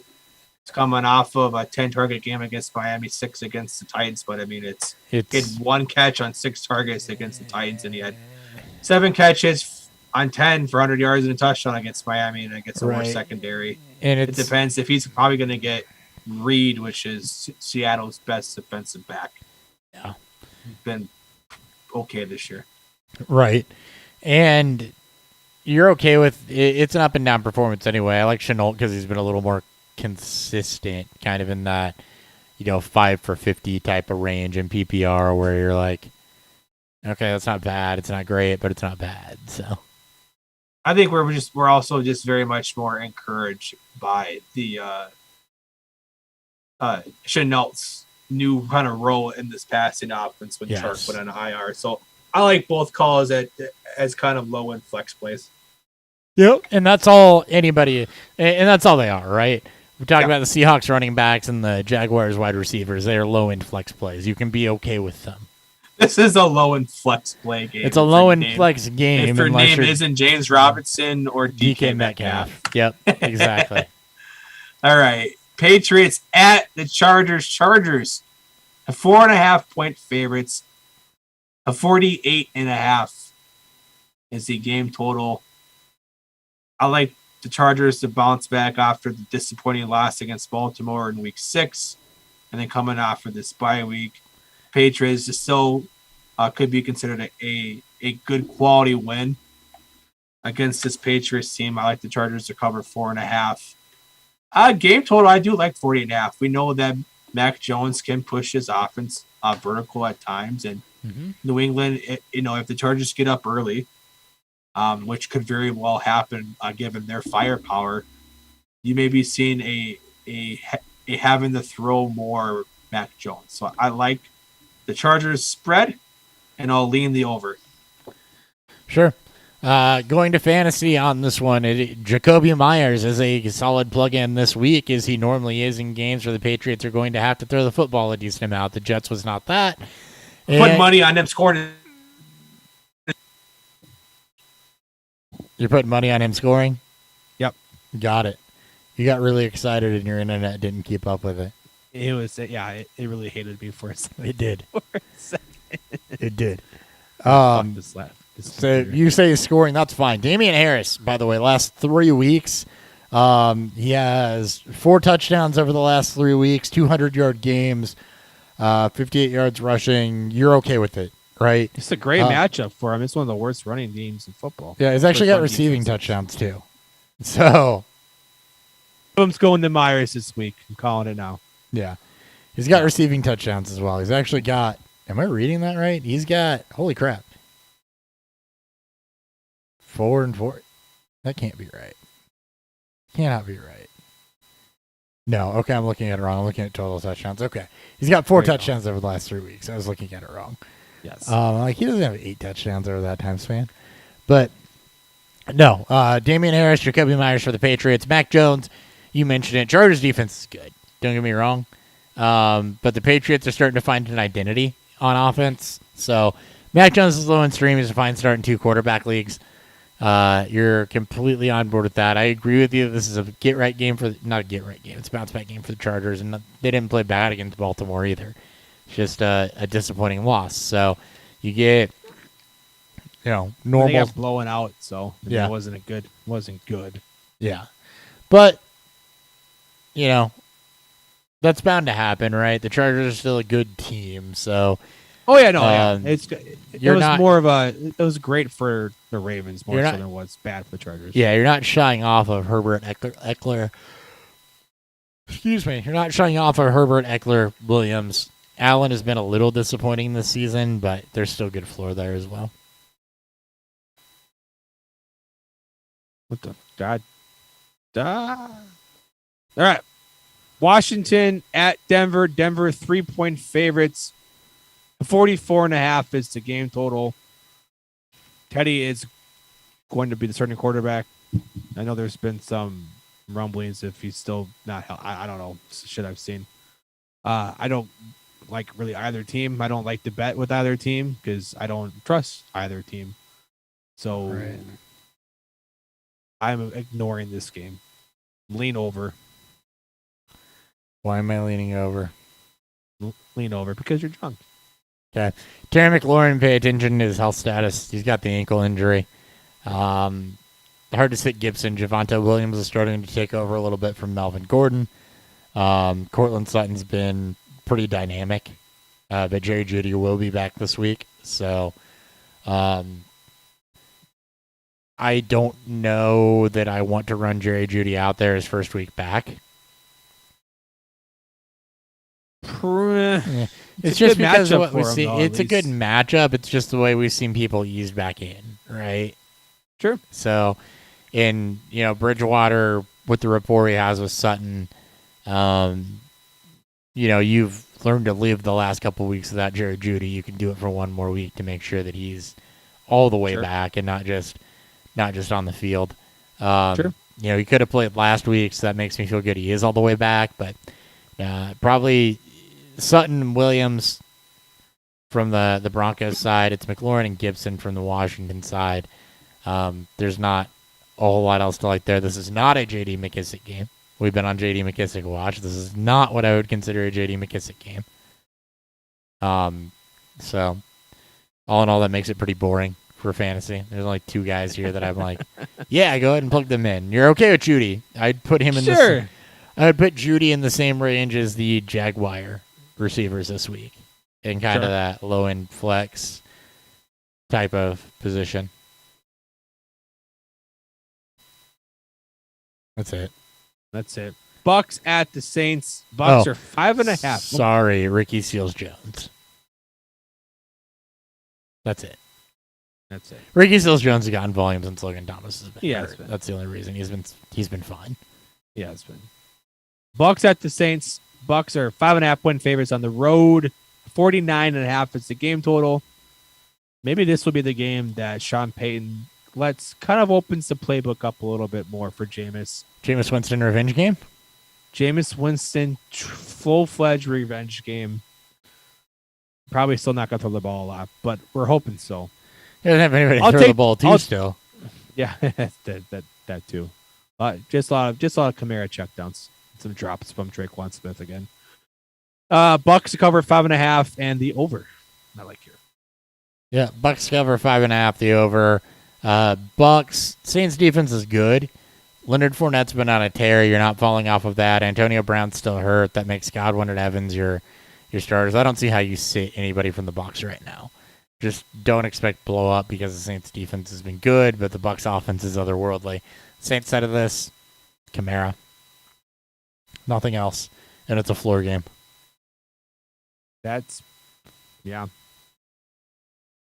More exciting game. Please. Cowboys, Vikings at Minnesota Cowboys. 1.5 point favorites on the road. 55 even is the game total, highest of the week. I love this. This is going to be such a fucking great game. Hoping. Great game. Primetime Kirk Cousins can be very inconsistent, but Vikings, I think I'll take the Cowboys. I think this team is going to prove that they're for real. They are favored to win this game, but this team is, I think, flowing perfectly, and I absolutely love taking the over in this game total. Yeah, I don't know anybody here that I don't like for fantasy or any way reason to get cute, so let's just pay attention to what I'm watching here. What I'm watching here is a Dalton Schultz, Michael Gallup balance. We saw Dalton Schultz really take off after Gallup got hurt. Gallup, I'm assuming, will be back for this game. And I want to see how that balance lands. I mean, we know that Cooper and Lamb aren't going to get cut into. Schultz, like I said, took off with the Gallup injury. How much does Gallup get back versus how much of that stays with Schultz? I don't know. For the same reason and for that reason, Gallup is in the same category as Jerry Jeudy for me as far as I don't necessarily want to run him out there the first week back. Everybody else on the Cowboys I'm okay with, including Tony Pollard, because of the way that he was being used, and the Vikings defense, while starting to mesh a little bit, is still not what I would consider fantastic. The Viking side of things, you've got Dalvin Cook back, but you already know that's Cook, Jefferson, Thielen, and it's a good game for Cousins. It's a good matchup for Cousins. So, I think the only big takeaway here for this game is that you're paying close attention for how you handle it going forward to Dalton Schultz and Michael Gallup. I don't expect all that work to just go back to Gallup with as good as Schultz has been.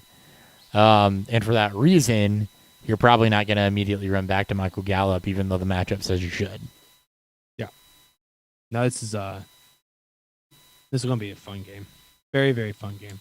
Well, it might not be a fun game. It's Monday Night Football. Giants at the Chiefs. Chiefs. Again, double-digit point favorites at home. 52.5 is the game total. I don't like Chiefs for double digits. I'm not betting the the Chiefs until I'm not betting the Chiefs until they prove me otherwise that they can actually cover and win a fucking game. They should win this game. They should. Giants are in injury purgatory at this point. Defense has been improving, and Chiefs are just all over the place. But shouldn't it be a lot to ask from Mahomes to play hero ball? They should have this somewhat in hand. But I'm not betting anything from this game.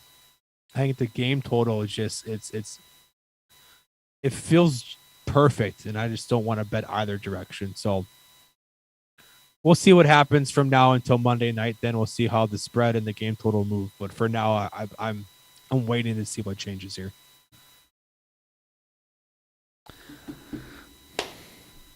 Daniel Jones is a straight in this game. Yeah. It's that type of matchup with as bad as the Chiefs defense has been. The Giants are very, very much watch and see who's healthy. I cannot analyze the Giants because there are so many of their receivers that are still not healthy that are doing side work right now that are going to be deemed questionable, that doing any type of analysis for the Giants ahead of Sunday morning is just fruitless. Even Barkley, who's working with the trainers on the side, I don't expect him back. If he's not back, you can play Booker with confidence. He's been fine. But from the receiving perspective, it's a great matchup. You're going to have to pay attention to who's healthy, and then you can start option 1 and option 2 out of whoever that is, assuming you're confident in who option 1 and option 2 are. Right? I mean, it could be Slayton and Dante Pettis, for all we know. We have no idea. So, cannot analyze that. The Chiefs, as always, are chalk. We talked about it enough. You don't get cute with this one. Darrell Williams is the only guy that you got to know that isn't normally considered in that chalk discussion because he's filling in for Edwards-Helaire. That's it. That's it. An impossible game to do right now. The Chiefs are chalk, and the Giants, you cannot provide any analysis there because you don't know who's healthy. Yeah, something that you're going to have to look back at when we look at on an updated injury reports throughout the week, and as we get closer to to game time on Monday. So that's the show. That's the games for the week. I think that wrap this up. I'm at Beerfield Theory. He's at Beerfield Hopp with 2-piece. With 2-piece, yes. Beerfield Hopp with 2-piece. Beerfield Podcast. We'll see you guys Wednesday. On Wednesday? Not think. Sunday this week. Hold on. Unless I get surprise text again saying that we are good to go. But which doesn't appear like it's going to happen. Yes, Wednesday next week. Wednesday next week. See you guys. See ya. Was totally not ready to hit the outro. Actually, no, we're doing this differently. We're going to do this for the outro. Just wait. Oh my God. Are you playing another song that you found on YouTube? Nah, same song.